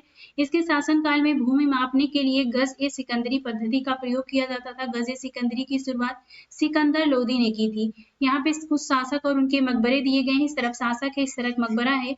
बाबर का मकबरा काबुल में है, हुमायूं का दिल्ली में, अकबर का सिकंदरा आगरा में, जहांगीर का शाहदरा लाहौर में, शाहजहां का आगरा में, औरंगजेब का औरंगाबाद, सलीम चिश्ती का फतेहपुर सीकरी में। नेक्स्ट है, सूरी राजवंश की स्थापना शेरशाह ने की थी, जिसे 1540 से 1545 तक जिसने शासन किया। ऑप्शन ए सही है इसमें। शेरशाह सूरी ने मुगल शासक हुमायूं को कन्नौज के युद्ध 1540 में पराजित कर सूर राजवंश की नींव डाली। शेरशाह ने 1540 से 1545 तक शासन किया। नेक्स्ट है, 1538 ईस्वी में शेर खां यानी शेरशाह ने बंगाल पर आक्रमण कर घियासुद्दीन शाह को हराया था। ऑप्शन डी सही है इसमें। 1538 ईस्वी में शेर खां ने बंगाल पर आक्रमण कर घियासुद्दीन महमूद शाह को हराया था। घियासुद्दीन बंगाल के हुसैन शाही वंश का अंतिम सुल्तान था। नेक्स्ट है, शेर शाह सूरी अथवा शेर खान का असली नाम क्या था? तो इनका नाम था फरीद। ऑप्शन ए सही है।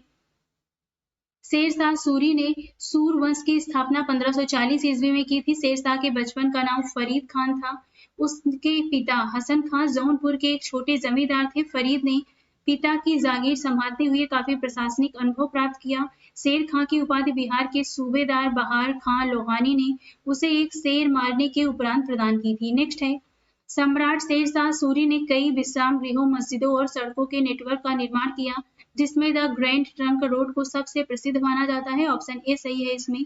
सम्राट शेरशाह सूरी ने कई विश्राम गृहों, मस्जिदों और सड़कों के नेटवर्क का निर्माण किया था। ग्रैंड ट्रंक रोड यानी जीटी रोड का निर्माण शेरशाह सूरी ने करवाया था। इस सड़क का विस्तार अफगानिस्तान से लेकर कोलकाता, पश्चिम बंगाल तक है, जो पंजाब, हरियाणा, उत्तर प्रदेश तथा बिहार से होते हुए कोलकाता तक जाती है। नेक्स्ट है, कन्नौज की लड़ाई में शेरशाह सूरी द्वारा हुमायूं को 1540 में पराजित किया गया था। कन्नौज के युद्ध मई 1540 ईस्वी को हुमायूं और शेरशाह के बीच लड़ा गया। कन्नौज के युद्ध को बिलग्राम का युद्ध भी कहा जाता है। इस युद्ध में शेर खां ने हुमायूं को पराजित किया। इस युद्ध के पश्चात शेरशाह सूरी ने हुमायूं को भारत से पलायन करने के लिए विवश कर दिया। नेक्स्ट है, शेरशाह द्वारा शुरू किए गए चांदी के सिक्कों को रुपया के रूप में मुगलों ने भी जारी रखा था। ऑप्शन बी सही है इसमें। आधुनिक भारतीय मुद्रा में चांदी का रुपया सर्वप्रथम शेरशाह ने चलाया। 11.53 ग्राम यानी 180 ग्रेन चांदी के सिक्के को शेरशाह ने 1 रुपए की कीमत दी। मुगलों ने भी चांदी के सिक्के को रुपए के रूप में जारी रखा। शेरशाह सूरी ने 1540 से 1545 तक शासन किया।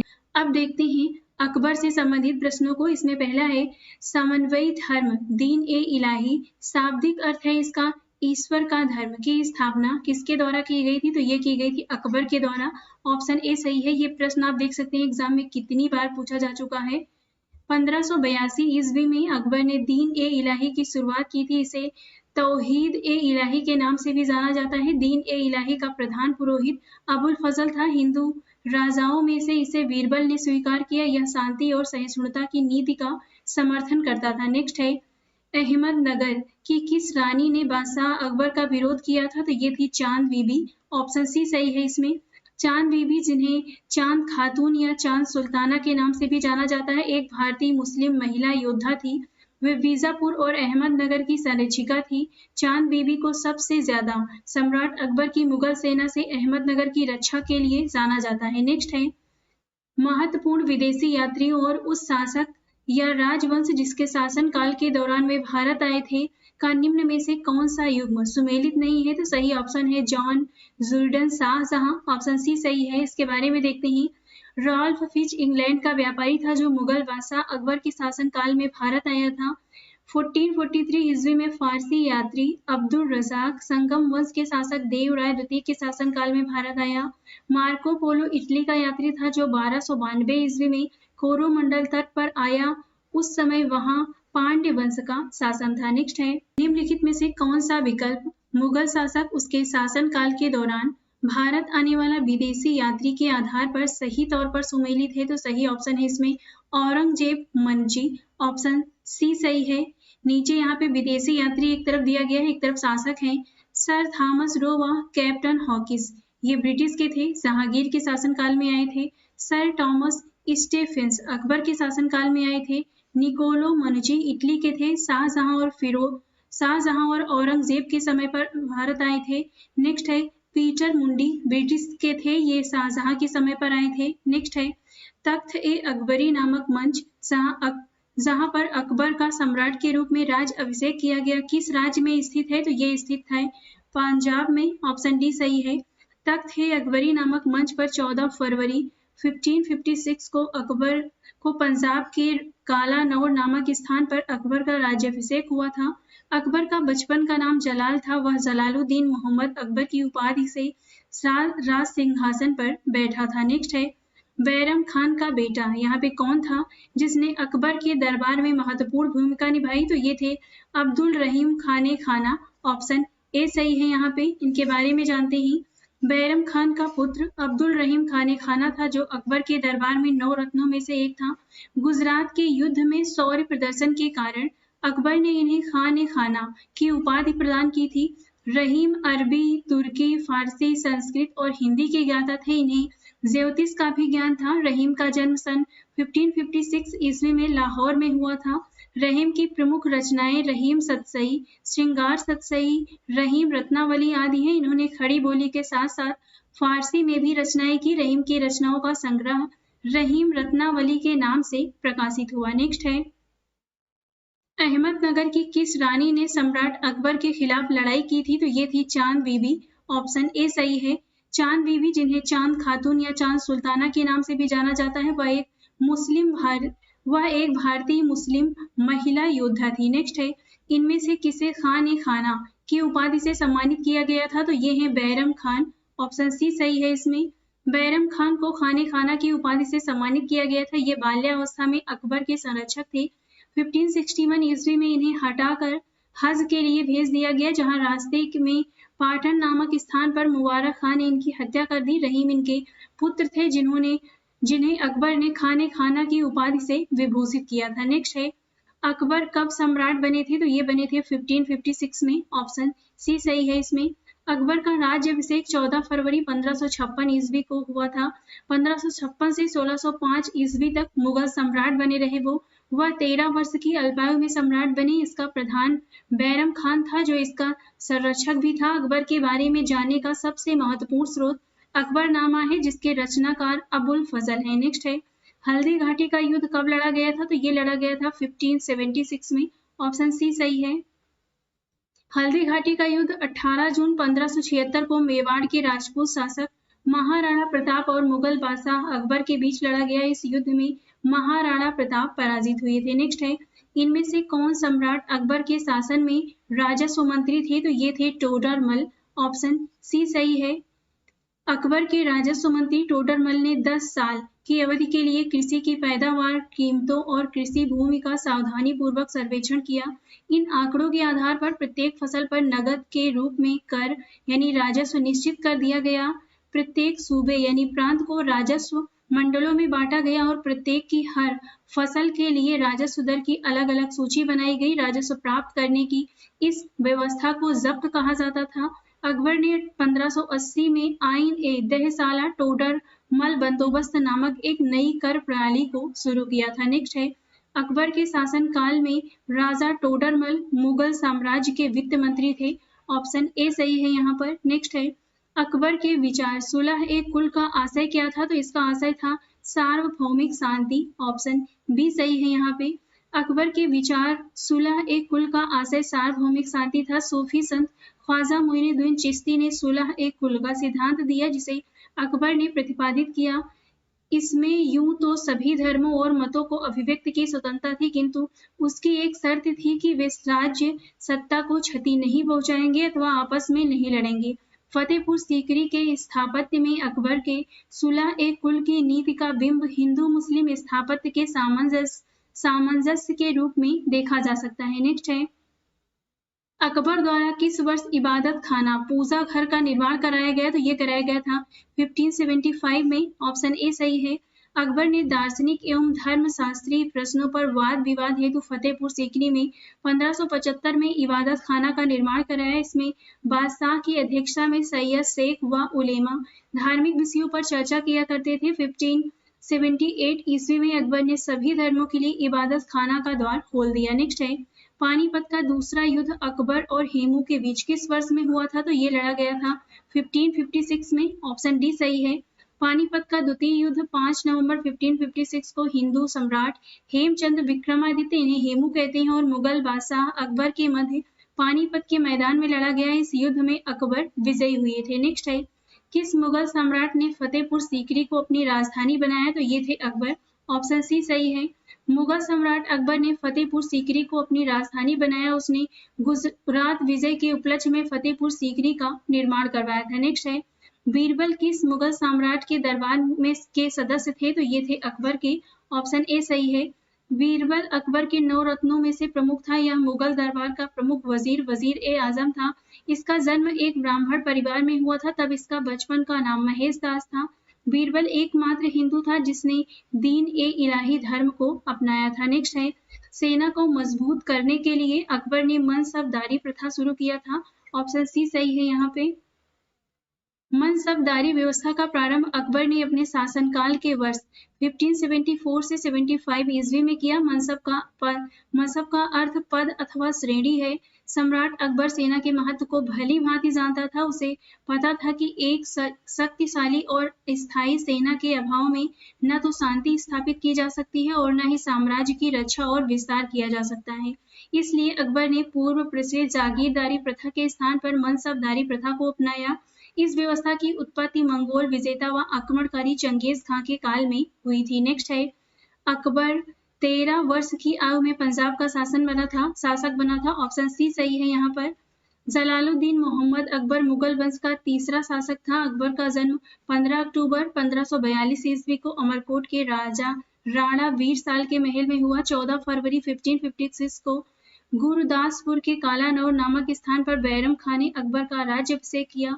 उस समय उनकी आयु महज 14 वर्ष 4 माह थी। ऑप्शन यहाँ पे सी सही होगा। नेक्स्ट है, मुगल शासक अकबर का जन्म कहाँ हुआ था? तो ये हुआ था अमरकोट में। ऑप्शन ए सही है।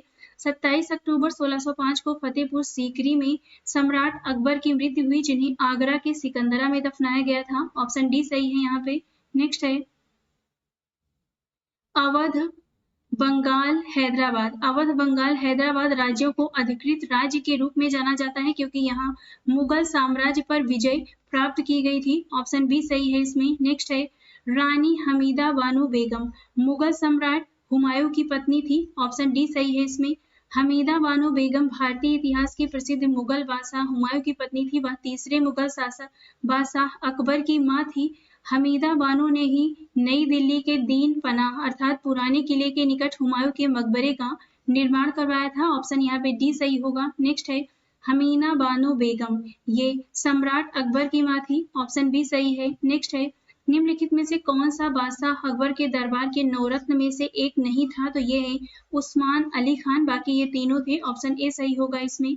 अकबर के दरबार में रहने वाले 9 गुणवान दरबारियों को नवरत्न के नाम से जाना जाता है। ये दरबारी थे अबुल फजल, फैजी, तानसेन, राजा बीरबल, राजा टोडरमल, राजा मान सिंह, अब्दुल रहीम खाने खाना, फकीर अजीउद्दीन व मुल्ला दो प्याजा, जबकि उस्मान अली खान हैदराबाद रियासत के अंतिम निजाम थे।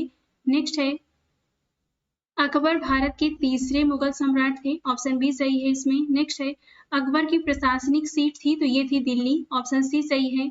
अकबर की प्रशासनिक व्यवस्था का संचालन दिल्ली से होता था। सन 1560 में अकबर ने स्वयं सत्ता संभाली और अपने शासन काल में तांबे, चांदी और सोने की मुद्राएं प्रचलित की। अकबर की प्रशासनिक व्यवस्था को मुगल प्रशासनिक व्यवस्था के नाम से भी जाना जाता है। अब देखते हैं जहांगीर से संबंधित प्रश्न। इसमें पहला है, भारत में इनमें से किस मुगल शासक ने अंग्रेजों को सूरत में अपना पहला कारखाना स्थापित करने की अनुमति प्रदान की थी? तो ये थे जहांगीर। 1608 में इंग्लैंड के राजा जेम्स प्रथम के दूत के रूप में कैप्टन हॉकिंस सूरत पहुंचा, जहां से वह मुगल सम्राट जहांगीर से मिलने आगरा गया। 6 फरवरी 1613 को जारी शाही फरमान द्वारा अंग्रेजों को सूरत में व्यापारी कोठी स्थापित करने की अनुमति प्राप्त हो गई, जिसके फलस्वरूप 1613 में अंग्रेजों ने सूरत में अपना पहला कारखाना स्थापित किया था। नेक्स्ट है, मुगल साम्राज्य जहांगीर अकबर के पुत्र थे। ऑप्शन बी सही है यहाँ पर। मुगल सम्राट जहांगीर अकबर का पुत्र था। मुगल साम्राज्य तुर्कों की चगताई नामक शाखा से जुड़ी है, जिसकी स्थापना 1526 ईस्वी में जहीरुद्दीन मोहम्मद बाबर ने की थी। नेक्स्ट है, जहांगीर भारत का चौथा मुगल बादशाह था। ऑप्शन बी सही है इसमें। जहांगीर भारत का चौथा मुगल बादशाह था। इसके बचपन का नाम सलीम था। अकबर का उत्तराधिकारी सलीम हुआ, जो 1605 ईस्वी को नूरुद्दीन मोहम्मद जहांगीर बादशाह गाजी की उपाधि धारण कर गद्दी पर बैठा। अब देखते हैं शाहजहां से संबंधित प्रश्नों को। इसमें पहला है, शाहजहां की बेटी जहां आरा ने शाहजहानाबाद दिल्ली में स्थापित नई राजधानी की कई वास्तुशिल्प परियोजनाओं में भाग लिया था। तो ये है जहां आरा। ऑप्शन डी सही है इसमें। जहां आरा शाहजहां की बेटी ने शाहजहानाबाद दिल्ली में स्थापित नई राजधानी की कई वास्तुशिल्प परियोजना में भाग लिया। इसमें से आंगन व बाग के साथ 1-2 मंजिली सराय थी। शाहजहानाबाद के हृदय स्थल चांदनी चौक की रूपरेखा जहां आरा द्वारा बनाई गई थी। जहां आरा रोशन आरा बहनें थी। रोशन आरा ने उत्तराधिकार युद्ध में औरंगजेब का साथ दिया था। गुलबदन बेगम बाबर की पुत्री थी, जिन्हें हुमायूंनामा की रचना की। नेक्स्ट है, किस मुगल शासक ने ताजमहल बनवाया था? तो ये थे शाहजहां। ऑप्शन ए सही है।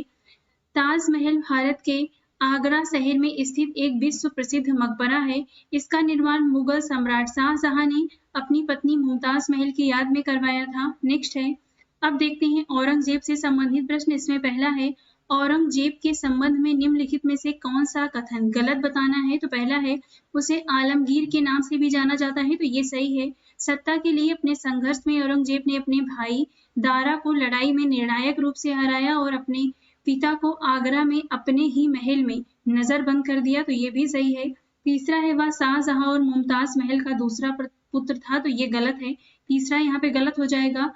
18वीं शताब्दी के मध्य में औरंगजेब की मृत्यु के बाद मुगल साम्राज्य का पतन होता चला गया, डी भी सही है, ऑप्शन सी यहाँ पे सही होगा। नेक्स्ट है शाहजहां के पुत्र और 3 पुत्रियां थी, जिसमें पहला दारा शिकोह, दूसरा शाह शुजा, तीसरा औरंगजेब और चौथा मुराद बख्श था।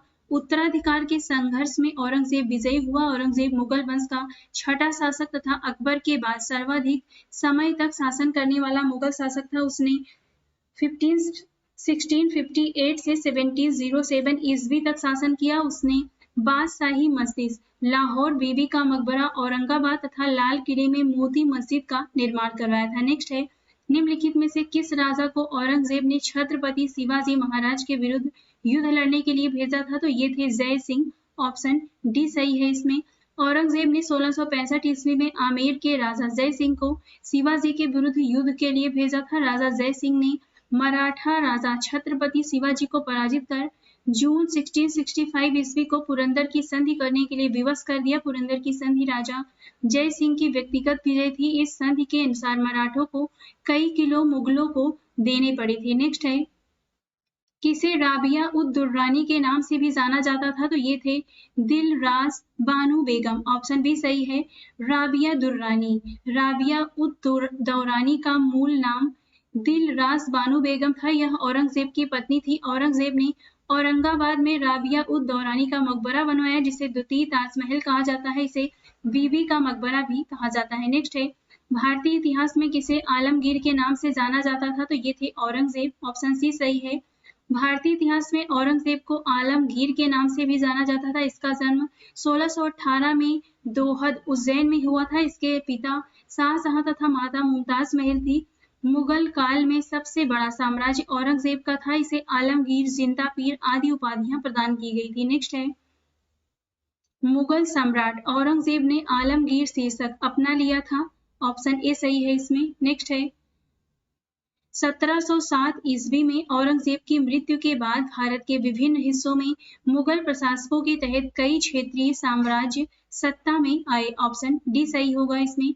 1707 ईस्वी में औरंगजेब की मृत्यु के बाद भारत के विभिन्न हिस्सों में मुगल प्रशासकों के तहत कई क्षेत्रीय साम्राज्य सत्ता में आए, जिसके कारण 18वीं शताब्दी में इस साम्राज्य ने पारसिया के नादिर शाह और अफगानिस्तान के अहमद शाह अब्दाली जैसे हमलावरों का आक्रमण देखा।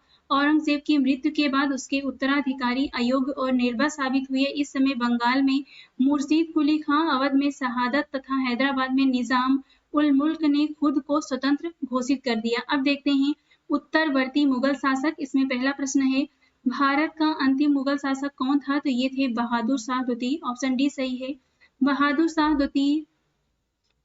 शाह द्वितीय मुगल साम्राज्य का अंतिम शासक था।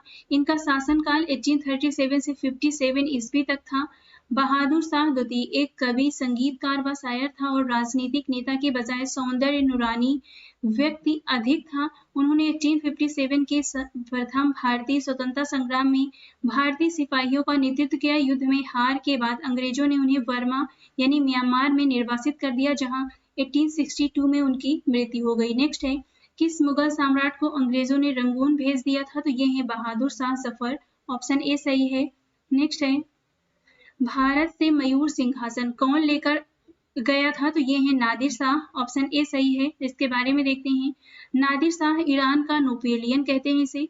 भारत का ये पारस का शासक था। इसने मुगल शासक मोहम्मद शाह के शासनकाल में 1737 ईस्वी में आक्रमण किया तथा दोनों की सेनाओं में करनाल का भीषण युद्ध हुआ, जिसमें मोहम्मद शाह को बंदी बना लिया गया। नादिर शाह दिल्ली में 50 दिन से अधिक रहा और लगातार लूटपाट करता रहा। वह प्रसिद्ध मुगल राज सिंहासन तख्त ए ताऊ तथा मुगल ताज में लगे विश्व के सर्वाधिक कीमती हीरे कोहिनूर को भी वापस के समय ले गया। नेक्स्ट है नादिर शाह ने 1739 में भारत पर पहला आक्रमण किया था और दिल्ली में लूटपाट की थी, ऑप्शन ए सही है इसमें। नेक्स्ट है निम्नलिखित ऐतिहासिक घटनाओं को उनके कालानुक्रम क्रम में व्यवस्थित करना है, तो यहाँ पे जो सही ऑप्शन है वो है यहाँ पे सी। यहाँ पे आप चारों पढ़ लीजिए। नादिर शाह ने भारत में घुसपैठ करके दिल्ली पर हमला किया। बंगाल की दीवानी ईस्ट इंडिया कंपनी को हस्तांतरित कर दी। हुमायूं ने अपने हारे हुए क्षेत्रों को फिर से जीत लिया। अहमद शाह अब्दाली ने पानीपत की तीसरी लड़ाई में मराठों को हराया। तो यहाँ पे सही ऑप्शन है सी। इसके बारे में हम यहाँ पे देख लेते हैं एक एक करके। इस तरफ कालक्रम दिया गया है, इस तरफ ऐतिहासिक घटना है। 12 जून 1555 हुमायूं ने पंजाब के सूरी शासक सिकंदर शाह सूरी को सरहिंद के युद्ध 22 जून 1955 में पराजित कर पुनः दिल्ली के तख्त पर बैठा। नेक्स्ट है 1739 ईस्वी में ईरान यानी फारस के सम्राट नादिर शाह ने दिल्ली पर आक्रमण किया। उस समय दिल्ली का शासक मोहम्मद शाह था। नेक्स्ट है 14 जनवरी 1761 बालाजी बाजीराव के समय पानीपत का तृतीय युद्ध हुआ, जिसमें अहमद शाह अब्दाली के हाथों मराठों की हार हुई थी। नेक्स्ट है 12 अगस्त 1765 ईस्वी इलाहाबाद की प्रथम संधि हुई। इस समय ईस्ट इंडिया कंपनी ने मुगल बादशाह शाह आलम द्वितीय को मीर कासिम और शुजाउद्दौला की संयुक्त सेना को बक्सर के युद्ध में हराया। लॉर्ड क्लाइव ने पूर्वी प्रांतों बंगाल, बिहार और उड़ीसा की दीवानी हासिल की। नेक्स्ट है अहमद शाह अब्दाली भारत में किस एशियाई देश से आया था? तो ये आया था अफगानिस्तान से। ऑप्शन सी सही है। अहमद शाह अब्दाली भारत में एशियाई देश अफगानिस्तान से आया था। अहमद शाह ने भारत पर प्रथम आक्रमण 1748 में पंजाब पर किया, जो असफल रहा। उसने 1757 में दिल्ली पर विजय प्राप्त की। अहमद शाह अब्दाली एवं मराठों के मध्य प्रसिद्ध पानीपत का तीसरा युद्ध 14 जनवरी 1761 में हुआ, जिसमें मराठे पराजित हुए थे। अब देखते हैं मुगल कालीन साहित्य से संबंधित प्रश्न। इसमें पहला है बाबर की आत्मकथा बाबरनामा किस भाषा में लिखी गई थी? तो ये लिखी गई थी तुर्की भाषा में। ऑप्शन डी सही है इसमें। मुगल बादशाह बाबर ने अपनी आत्मकथा बाबरनामा की रचना तुर्की में की। इसमें बाबर ने अपने जीवन की अनेक घटनाओं को विस्तार से लिखा था। इसके माध्यम से बाबर द्वारा भारत में किए गए युद्धों की जानकारी मिलती है तथा आक्रमण के समय भारत की राजनीतिक दशा का भी विवरण मिलता है। यह आत्मकथा बाबर द्वारा पानीपत एवं खानवा के युद्ध में अपनाई गई तुलगमा युद्ध प्रणाली की जानकारी भी देती है। बाबरनामा नाम से जानी जाने वाली पुस्तक का मूल शीर्षक तुजुक ए बाबरी है। नेक्स्ट है मध्यकाल में लिखे गए महाकाव्य पद्मावत के लेखक कौन हैं? तो ये हैं मलिक मोहम्मद जायसी। ऑप्शन सी सही है। महाकाव्य पद्मावत के लेखक मलिक मोहम्मद जायसी हैं। यह कथा काल्पनिक न होकर चित्तौड़ के राजा रतन सिंह और पद्मावती की कथा है। पद्मावत मसनवी शैली में रचित एक प्रबंध काव्य है, जिसमें चित्तौड़ पर अलाउद्दीन खिलजी के आक्रमण तथा पद्मिनी पद्मावत के जौहर का वर्णन है। अखरावत, आखिरी कलाम, चित्ररेखा, कहरनामा, मसलानामा आदि जायसी की अन्य रचनाएं हैं। नेक्स्ट है आईने अकबरी किसने लिखी है? यह 16वीं शताब्दी का विस्तृत दस्तावेज है, जिसमें सम्राट अकबर के अधीन मुगल साम्राज्य की प्रशासन व्यवस्था का विस्तृत वर्णन किया गया है। तो ये है अबुल फजल। ऑप्शन सी सही है। आईने अकबरी अकबर के दरबारी इतिहासकार अबुल फजल द्वारा फारसी भाषा में लिखी गई थी। यह 16वीं शताब्दी का विस्तृत दस्तावेज है, जिसमें सम्राट अकबर के अधीन मुगल साम्राज्य की प्रशासन व्यवस्था का विस्तृत वर्णन किया गया है। आईने अकबरी अबुल फजल द्वारा रचित अकबरनामा का ही एक भाग है। अकबरनामा के 3 भाग है, जिसमें से तीसरे भाग को आईने अकबरी कहते हैं। नेक्स्ट है हुमायूंनामा गुलबदन बेगम द्वारा लिखी गई थी। ऑप्शन ए सही है इसमें। हुमायूंनामा की रचना गुलबदन बेगम ने की थी, जो हुमायूं की बहन थी। इसने अकबर के आगरा पर यह पुस्तक लिखी। इस पुस्तक में बाबर और हुमायूं के शासनकाल का विवरण और तत्कालीन समाज का उल्लेख किया गया है। अली कुली सलीम और अबू तालिब कलीम के शासनकाल के दौरान महत्वपूर्ण कवि थे। तो ये थे ऑप्शन सी शाहजहां। अली कुली सलीम और अबू तालिब कलीम शाहजहां के शासनकाल के दौरान महत्वपूर्ण कवि थे। नेक्स्ट है इसके बारे में यहाँ पे देखते हैं। मुगल काल में फारसी साहित्य के साथ हिंदी, संस्कृत तथा उर्दू का विकास हुआ। मुगल शासक शाहजहां के शासनकाल के दौरान कवि अली कुली सलीम तथा अबू तालिब कलीम थे। सम्राट अकबर के समय कवि फैजी, अबुल फजल, तुलसीदास तथा रसखान जैसे कवि थे। जहांगीर के समय में कवि सूरदास बिहारी, केशवदास, नकीब खां तथा मुतमिद खां नियामतुल्ला थे। जबकि औरंगजेब ने इतिहास लेखन पर प्रतिबंध लगा दिया था, फिर भी उसके समय के कवि मिर्जा मोहम्मद थे। नेक्स्ट है मध्यकालीन भारत के दौरान लिखी गई किताब गीत गोविंदम के लेखक कौन है? तो ये हैं जयदेव। ऑप्शन डी सही है। इस तरफ यहाँ पे लेखक दिया गया है, इस तरफ रचनाएं हैं। जयदेव इनकी रचना है गीत गोविंद रति मंजरी। तुलसीदास की है रामचरितमानस, दोहावली, गीतावली, विनय पत्रिका। कबीरदास की है बीजक, साखी, सबद, रमैनी। मीराबाई की है गीत गोविंद टीका, राग गोविंद। नेक्स्ट है मध्यकाल में भारत आने वाले यात्रियों ने अपनी जीवनी लिखी और दरबारी कवियों ने अपने राजाओं की प्रशंसा के लिए कविताएं लिखी। इन साहित्य स्रोतों को इतिवृत्त कहा जाता है। ऑप्शन बी सही है इसमें। मध्यकाल में यात्रियों द्वारा लिखी गई जीवनी और कविताओं को इतिवृत्त की श्रेणी में रखा जाता है। अब देखते हैं मुगल कालीन स्थापत्य एवं चित्रकला से संबंधित प्रश्न। पहला है सम्राट अकबर का मकबरा किस शहर में स्थित है? तो ये स्थित है आगरा में। ऑप्शन डी सही है। हैदराबाद के चार मीनार के संबंध में निम्नलिखित में से कौन सा कथन गलत है? यह शहर में प्लेग के अंत को चिन्हित करता है। ऑप्शन ए सही है इसमें। इसे 1591 में मोहम्मद कुली कुतुब शाह ने बनवाया था। बी भी सही है यहाँ पर। मेहराब कमरों की 4 मंजिलें और मेहराबों की दीर्घा को सहारा देते हैं। ऑप्शन सी यहाँ पे गलत है। डी है यहाँ उत्तर, दक्षिण, पूर्व और पश्चिम की ओर उन्मुख 4 भव्य मेहराबों पर बनाया गया है। चार मीनार का निर्माण कुली कुतुब शाह ने 1591 ईस्वी में करवाया था। यह हैदराबाद तेलंगाना में स्थित एक स्मारक एवं मस्जिद है। यह मूसी नदी के पूर्वी तट पर अवस्थित ऐतिहासिक एवं धार्मिक रूप से महत्वपूर्ण स्मारक है। यह शहर में प्लेग के अंत को चिन्हित करता है। यह 4 मीनारों, उत्तर, पूर्व, पूरब, पश्चिम वाली चौकोर संरचना है। मेहराब कमरों की 4 मंजिलों और मेहराबों की दीर्घा को सहारा देते हैं। यहाँ पर ये कथन गलत है। नेक्स्ट है चार मीनार का निर्माण निम्न में से किस व्यापक रूप से फैली बीमारी के उन्मूलन के लिए किया गया था? तो ये है प्लेग। ऑप्शन बी सही है। हैदराबाद की चार मीनार का निर्माण किसके द्वारा कराया गया था? मोहम्मद कुली कुतुब शाह के द्वारा।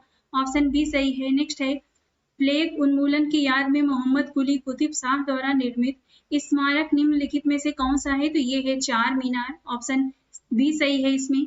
सुल्तान मोहम्मद कुली कुतुब शाह ने 1591 ईस्वी में चार मीनार हैदराबाद का निर्माण करवाया था। नेक्स्ट है हवा महल।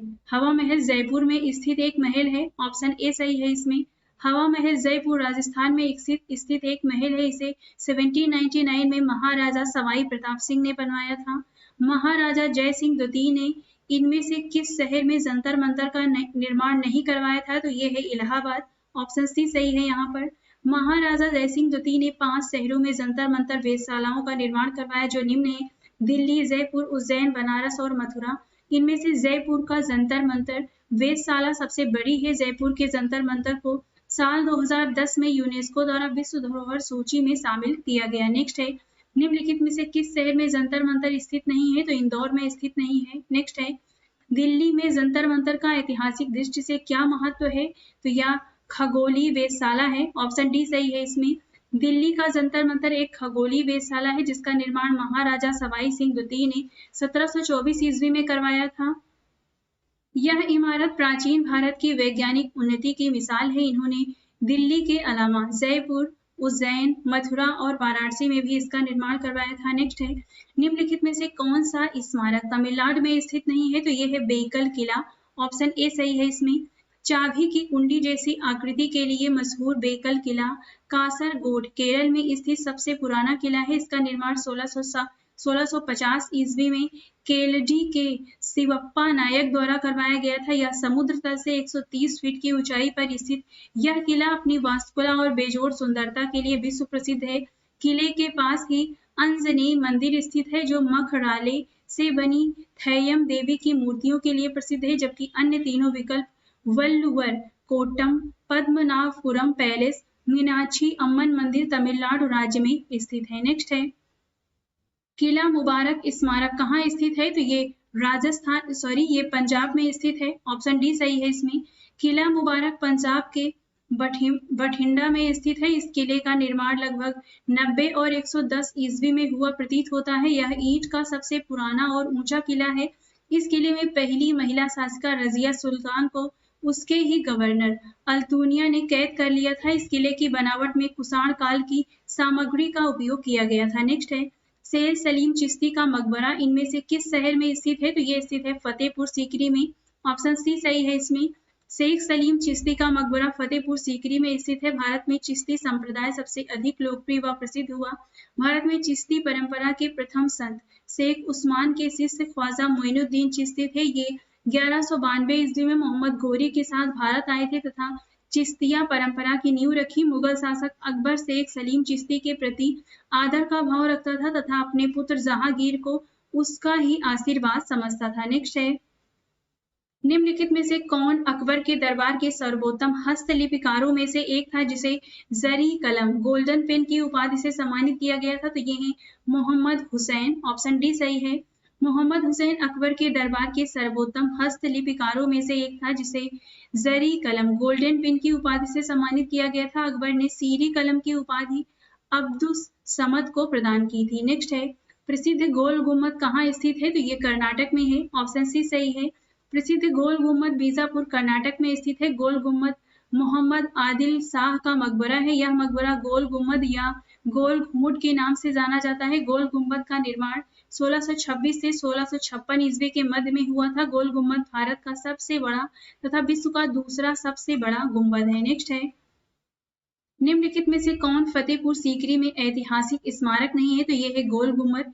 ऑप्शन सी सही है। इसमें गोल गुम्बद फतेहपुर सीकरी आगरा में नहीं बल्कि बीजापुर कर्नाटक के सुल्तान मोहम्मद आदिल शाह का मकबरा है जो कर्नाटक राज्य में के बीजापुर में स्थित है। नेक्स्ट है, ताजमहल की सजावट के लिए मुख्यतः किस वास्तु तकनीक का प्रयोग किया गया है? तो ये है पिएट्रा ड्यूरा। ऑप्शन सी सही है। इसमें ताजमहल की सजावट के लिए मुख्यतः पिएट्रा ड्यूरा तकनीक का इस्तेमाल किया गया है। पिएट्रा ड्यूरा शब्द का उपयोग कट और फिट सुंदर चित्रों को बनाने के लिए उच्च पालिश वाले रंगीन पत्थरों को जड़ने के उपयोग की तकनीक के लिए किया जाता है। नेक्स्ट है, निम्नलिखित में से कौन सा विकल्प सुमेलित नहीं है बताना है? तो एलिफेंटा की गुफाएं महाराष्ट्र में है। खजुराहो मध्य प्रदेश में है।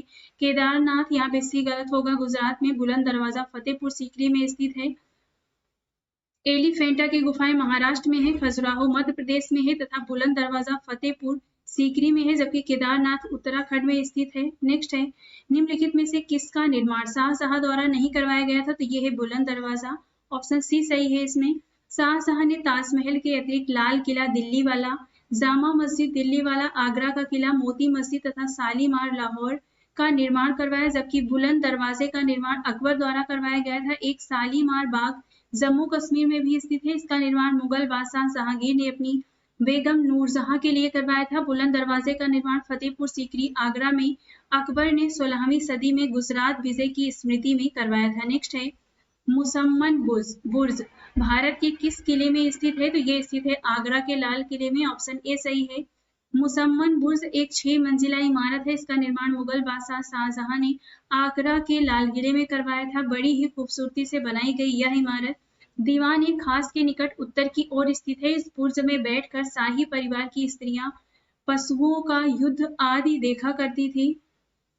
औरंगजेब की कैद में शाहजहां ने अपनी जिंदगी के अंतिम 7 वर्ष यहाँ पर व्यतीत किए। नेक्स्ट है, बुलंद दरवाजा किस शहर में स्थित है? तो फतेहपुर सीकरी में। ऑप्शन डी सही है।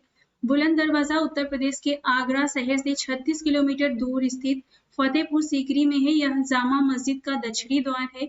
यह भारत का सबसे ऊंचा दरवाजा है। इसका निर्माण 1573 ईस्वी में गुजरात विजय की स्मृति में प्रारंभ हुआ था। यह अर्ध गुम्बद युक्त दरवाजा है जो ईरानी शैली में निर्मित है तथा बाद में मुगल इमारतों की विशेषता बन गई। भूमि से 176 फीट ऊंची और पहले चबूतरे से 134 फीट ऊंचाई वाला बुलंद दरवाजा विशाल और सुंदर इमारत है। नेक्स्ट है, फतेहपुर सीकरी स्थित बुलंद दरवाजे का निर्माण किसने करवाया था? तो ये किया था अकबर ने। ऑप्शन बी सही है।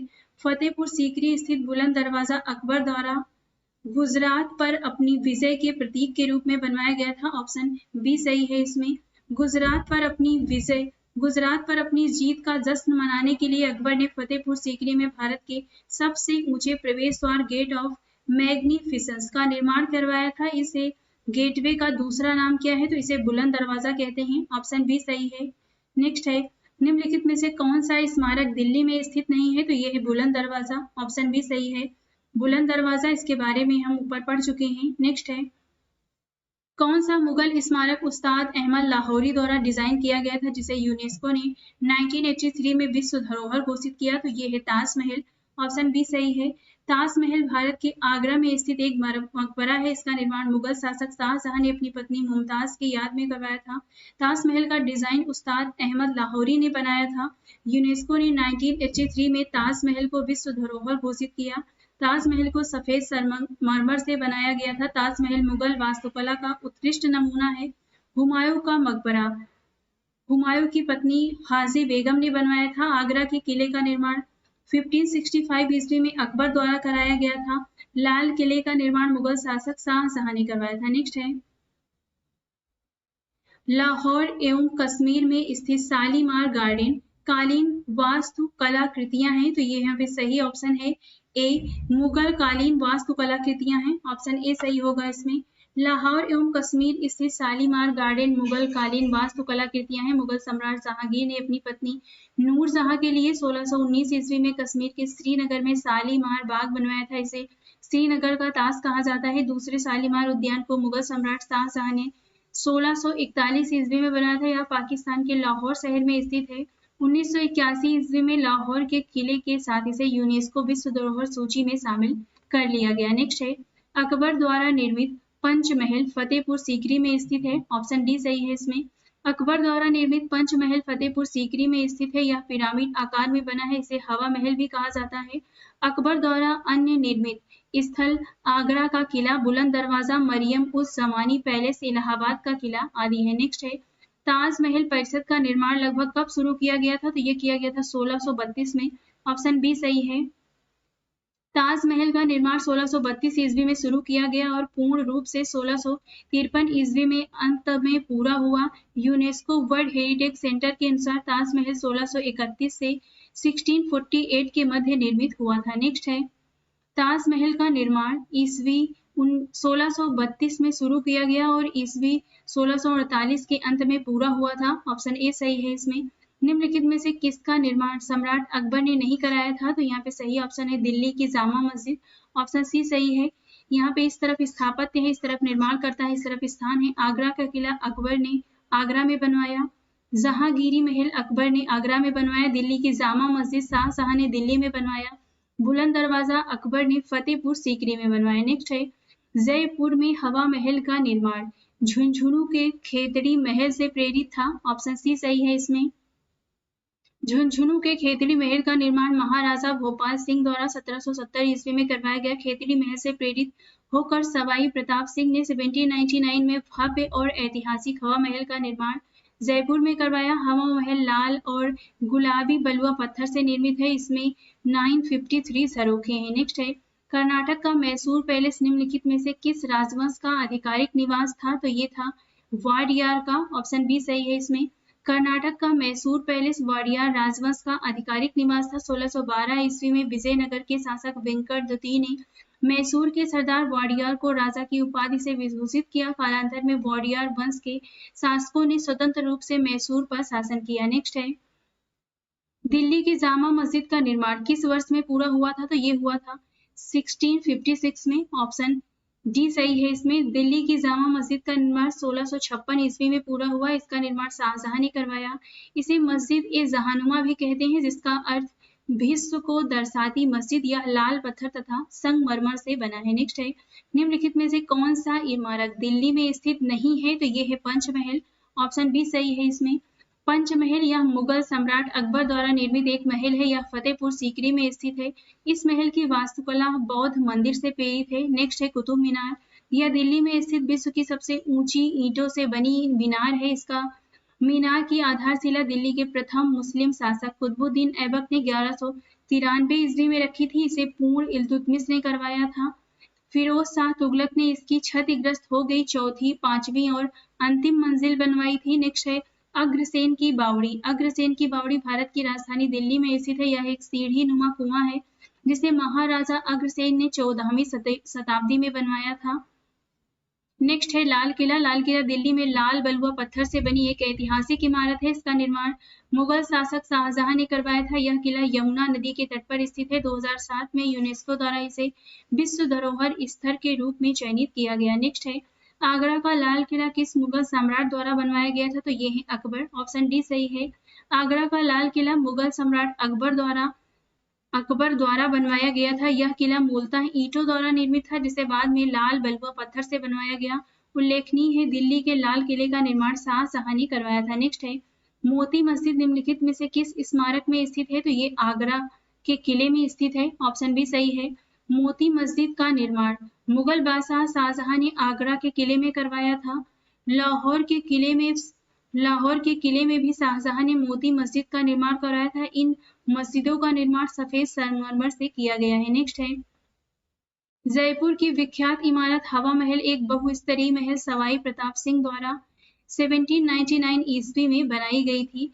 इसके बारे में देखते हैं। हवा महल एक प्रसिद्ध राजसी महल है। इसका निर्माण जयपुर के राजा सवाई प्रताप सिंह ने 1799 ईस्वी में करवाया। यह 5 मंजिला इमारत है जो जयपुर राजस्थान के प्रसिद्ध जौहरी बाजार के पास स्थित है। यह पूर्ण रूप से लाल और गुलाबी बलुआ पत्थर से बनी हुई है।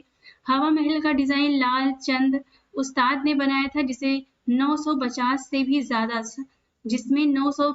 भी ज्यादा झरोखे हैं। इस महल का निर्माण विशेष रूप से महिलाओं के लिए किया गया था, ताकि वह जाली के माध्यम से शाही जुलूस के दृश्यों का आनंद उठा सके। नेक्स्ट है, हवा महल का निर्माण किसने करवाया था? तो ये कराया था महाराजा सवाई प्रताप सिंह ने। ऑप्शन सी सही है इसमें।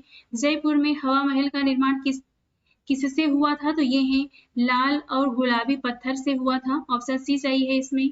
फतेहपुर सीकरी या विजय का शहर 12 साल अकबर की राजधानी थी। ऑप्शन सी सही है। अकबर ने गुजरात विजय 1572 से 73 प्राप्त करने के बाद अपनी दूसरी राजधानी फतेहपुर सीकरी स्थानांतरित की। फतेहपुर सीकरी का अर्थ होता है विजय का शहर या जीता हुआ शहर। 1571 ईस्वी से 1585 ईस्वी तक यह मुगल साम्राज्य की राजधानी भी रहा, परंतु पानी की कमी के कारण पुनः राजधानी को आगरा स्थानांतरित करना पड़ा। नेक्स्ट है, फतेहपुर सीकरी का निर्माण किसने करवाया था? तो ये करवाया था अकबर ने। ऑप्शन बी सही है। मोती मस्जिद या पर्ल मस्जिद लाल किले की सबसे सुंदर संरचना है। ऑप्शन ए सही है। मोती मस्जिद या पर्ल मस्जिद मुगल बादशाह औरंगजेब द्वारा बनवाई गई है। यह दिल्ली के लाल किले में स्थित है। इसे रेड फोर्ट भी कहते हैं।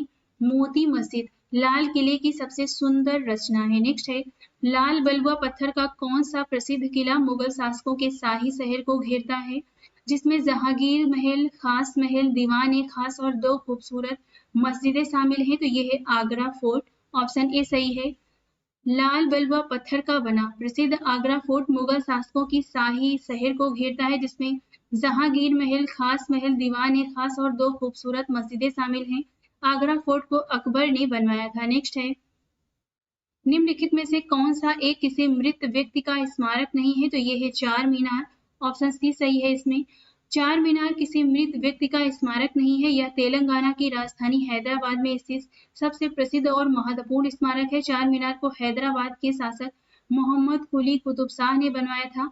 इस तरफ स्मारक है, इस तरफ व्यक्ति का नाम है। बीबी का मकबरा ये दिलरास बानो का मकबरा है। ताजमहल मुमताज महल इत्माद उद दौला इनका है, ये मिर्जा घियास बेग का। नेक्स्ट है, निम्नलिखित में से कौन सी धार्मिक और धर्मनिरपेक्ष दोनों रूप से प्रसिद्ध ऐतिहासिक इमारत उत्तर प्रदेश के फतेहपुर सीकरी शहर में नहीं है? तो ये है कुतुब शाही मकबरे। ऑप्शन डी सही है इसमें।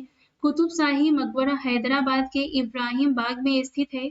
बुलंद दरवाजा एवं सलीम चिश्ती की दरगाह फतेहपुर सीकरी उत्तर प्रदेश में है, जिसका निर्माण मुगल बादशाह अकबर द्वारा करवाया गया था। दीवाने खास को मुगल बादशाह शाहजहां द्वारा आगरा के किले में बनवाया गया था। नेक्स्ट है, महाराष्ट्र में अवस्थित मुरुद जंजीरा किला चारों ओर किससे घिरा है? तो ये घिरा है, ऑप्शन डी सही है इसमें, जल से। इसके बारे में देखते हैं।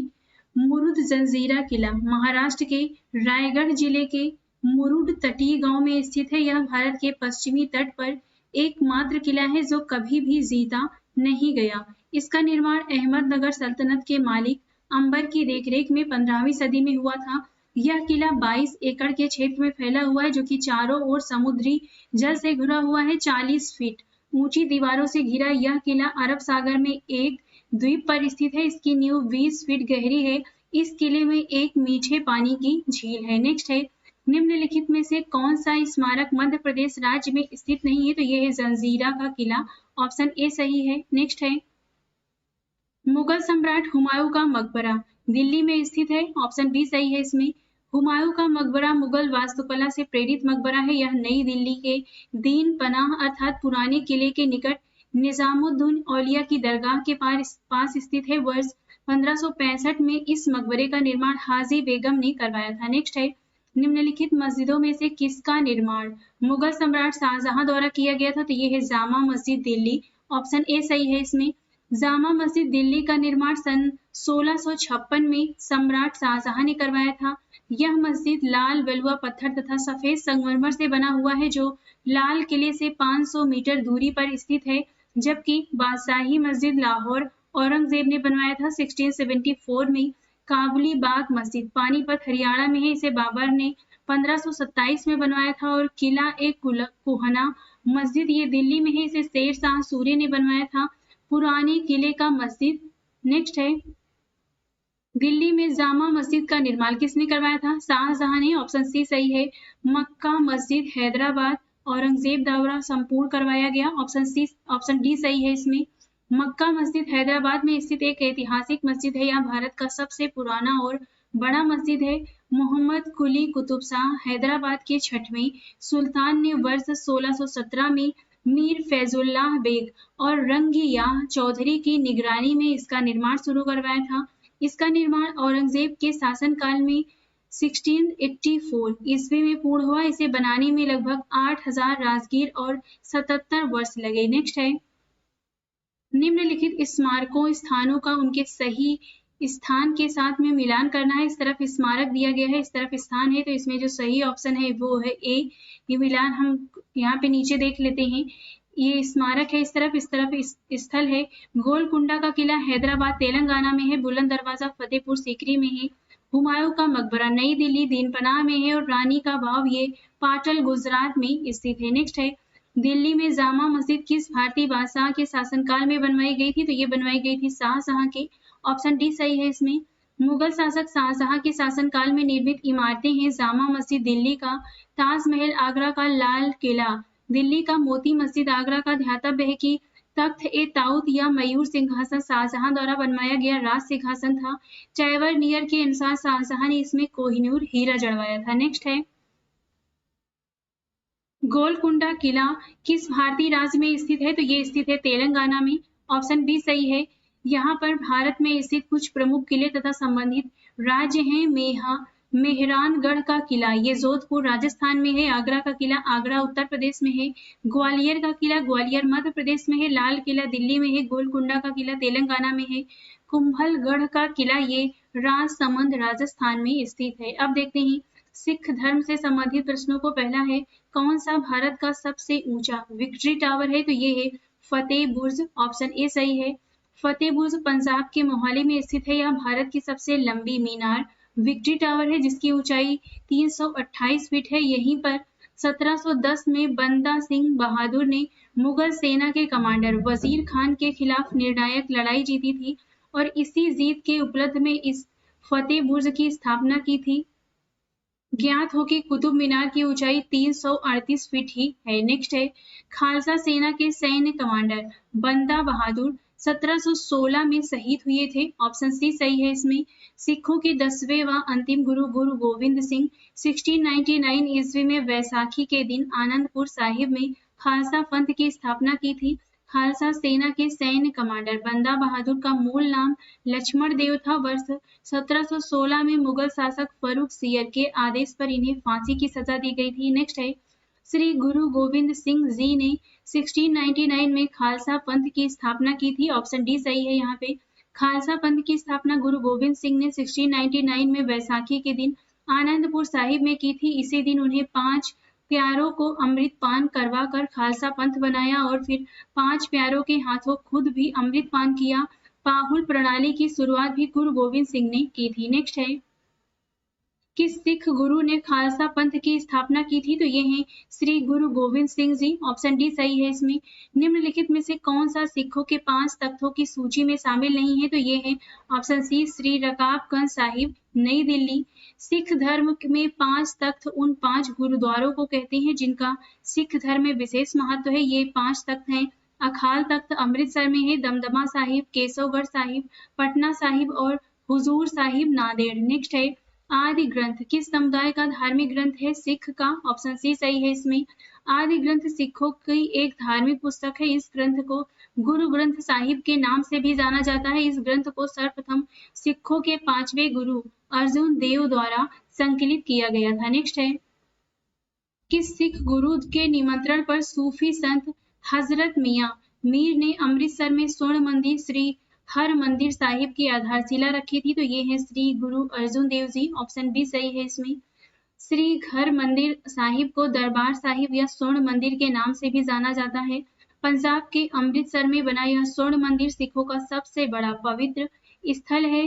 सिखों के 5वें गुरु अर्जुन देव ने इस गुरुद्वारे की नींव लाहौर के हजरत मियां मीर नामक एक मुस्लिम सूफी संत के हाथों दिसंबर 1588 में रखवाया था। नेक्स्ट है स्वर्ण मंदिर जिसे हर मंदिर साहिब या दरबार साहिब भी कहा जाता है, ये अमृतसर में स्थित है। ऑप्शन डी सही है। नेक्स्ट है विश्व प्रसिद्ध स्वर्ण मंदिर गोल्डन टेम्पल की आधारशिला किसने रखी थी? तो ये रखी थी हजरत मियां मीर जी ने। ऑप्शन बी सही है। नेक्स्ट है सिख धर्म के पहले गुरु कौन थे? तो ये थे श्री गुरु नानक देव जी। ऑप्शन सी सही है। सिख धर्म के पहले गुरु गुरु नानक देव जी 1469 से 1539 के बीच इनका समय है।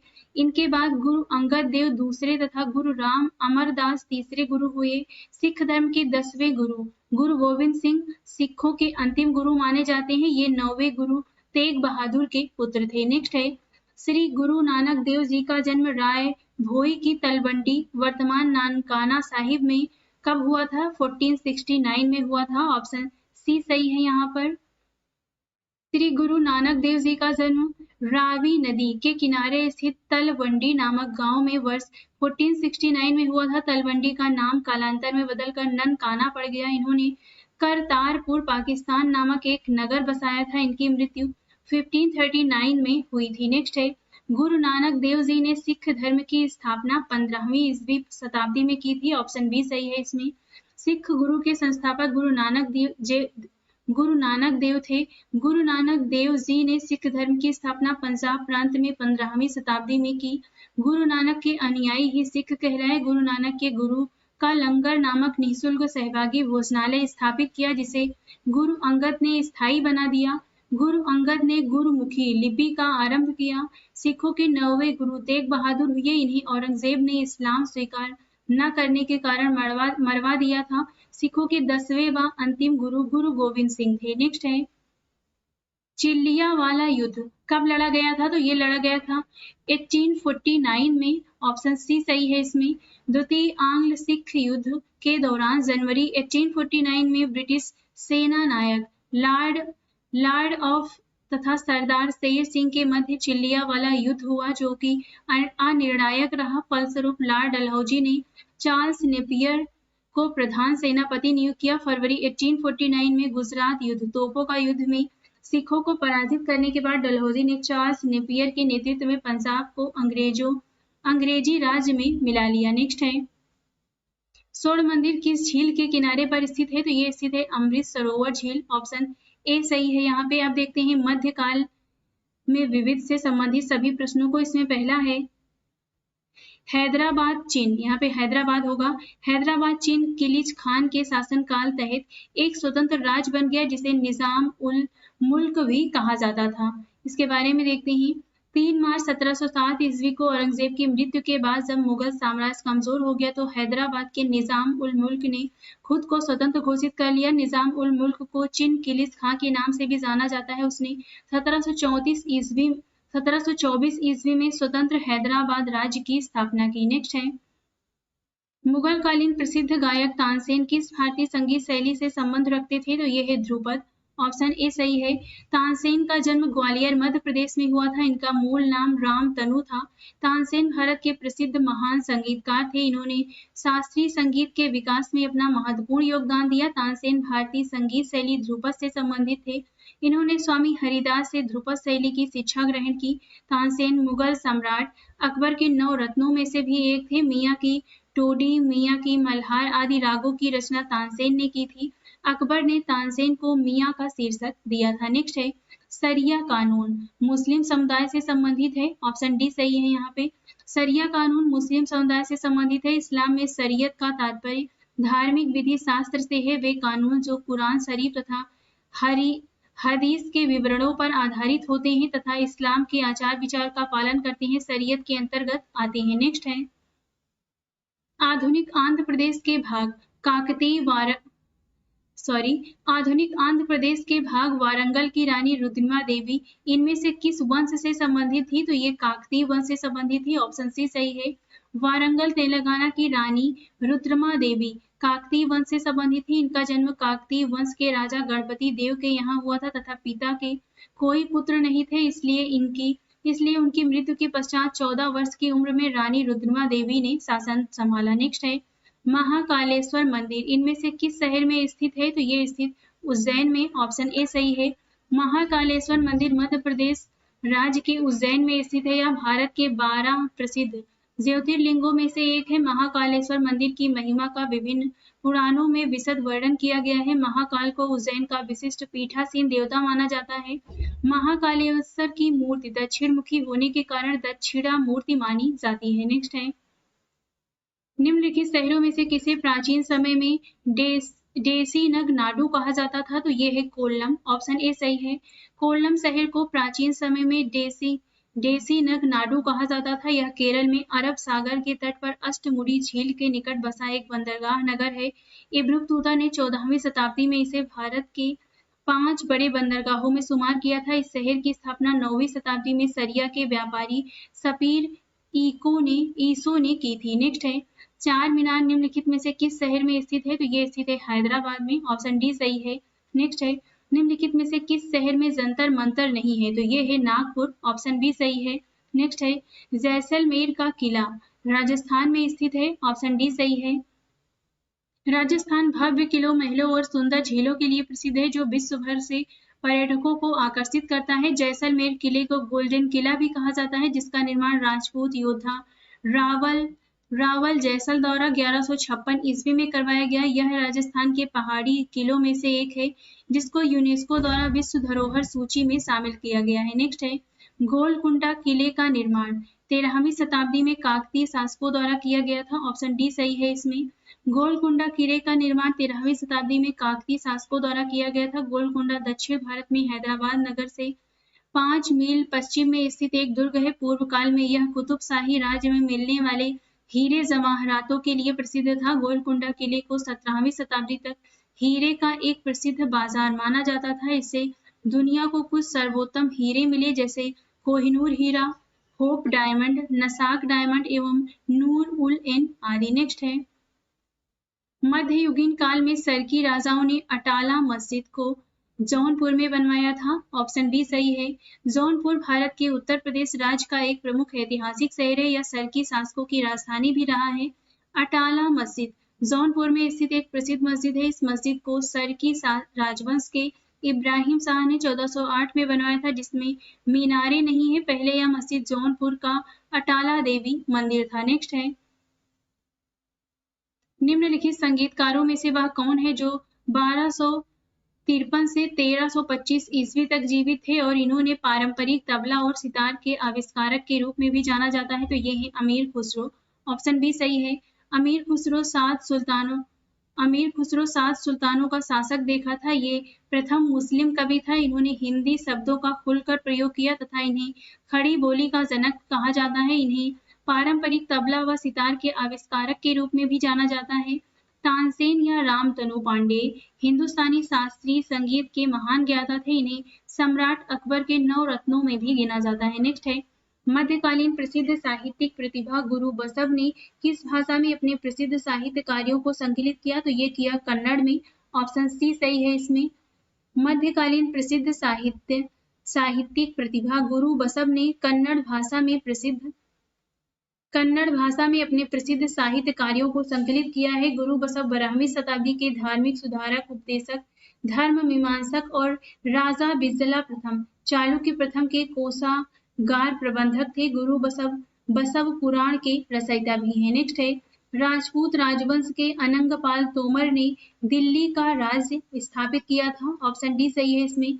अनंगपाल तोमर ने 736 ईस्वी में तोमर वंश की स्थापना की। अनंगपाल राजपूत वंश से संबंधित था। इन्होंने वर्तमान दिल्ली की स्थापना ढिल्लिका नाम से की थी। नेक्स्ट है, भारत में मध्यकाल 18वीं शताब्दी से शुरू होता है और यानी कि ये 8वीं भारत में मध्यकाल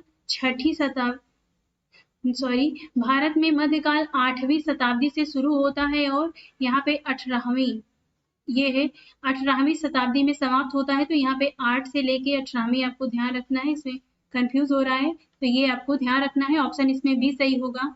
भारत के मध्यकालीन इतिहास का दौर 8वीं शताब्दी से 18वीं शताब्दी तक माना जाता है। इसे दो भागों, प्रारंभिक मध्यकालीन युग 8 से 11 शताब्दी के मध्य तथा उत्तरकालीन युग 12 से 18 शताब्दी के मध्य, जिसे मुगल काल भी कहा जाता है, में विभाजित किया गया है। नेक्स्ट है, पिंजौर गार्डन, जिसे यादवेंद गार्डन भी कहा जाता है, चंडीगढ़ से 20 किलोमीटर की दूरी पर स्थित है। ऑप्शन ए सही है इसमें।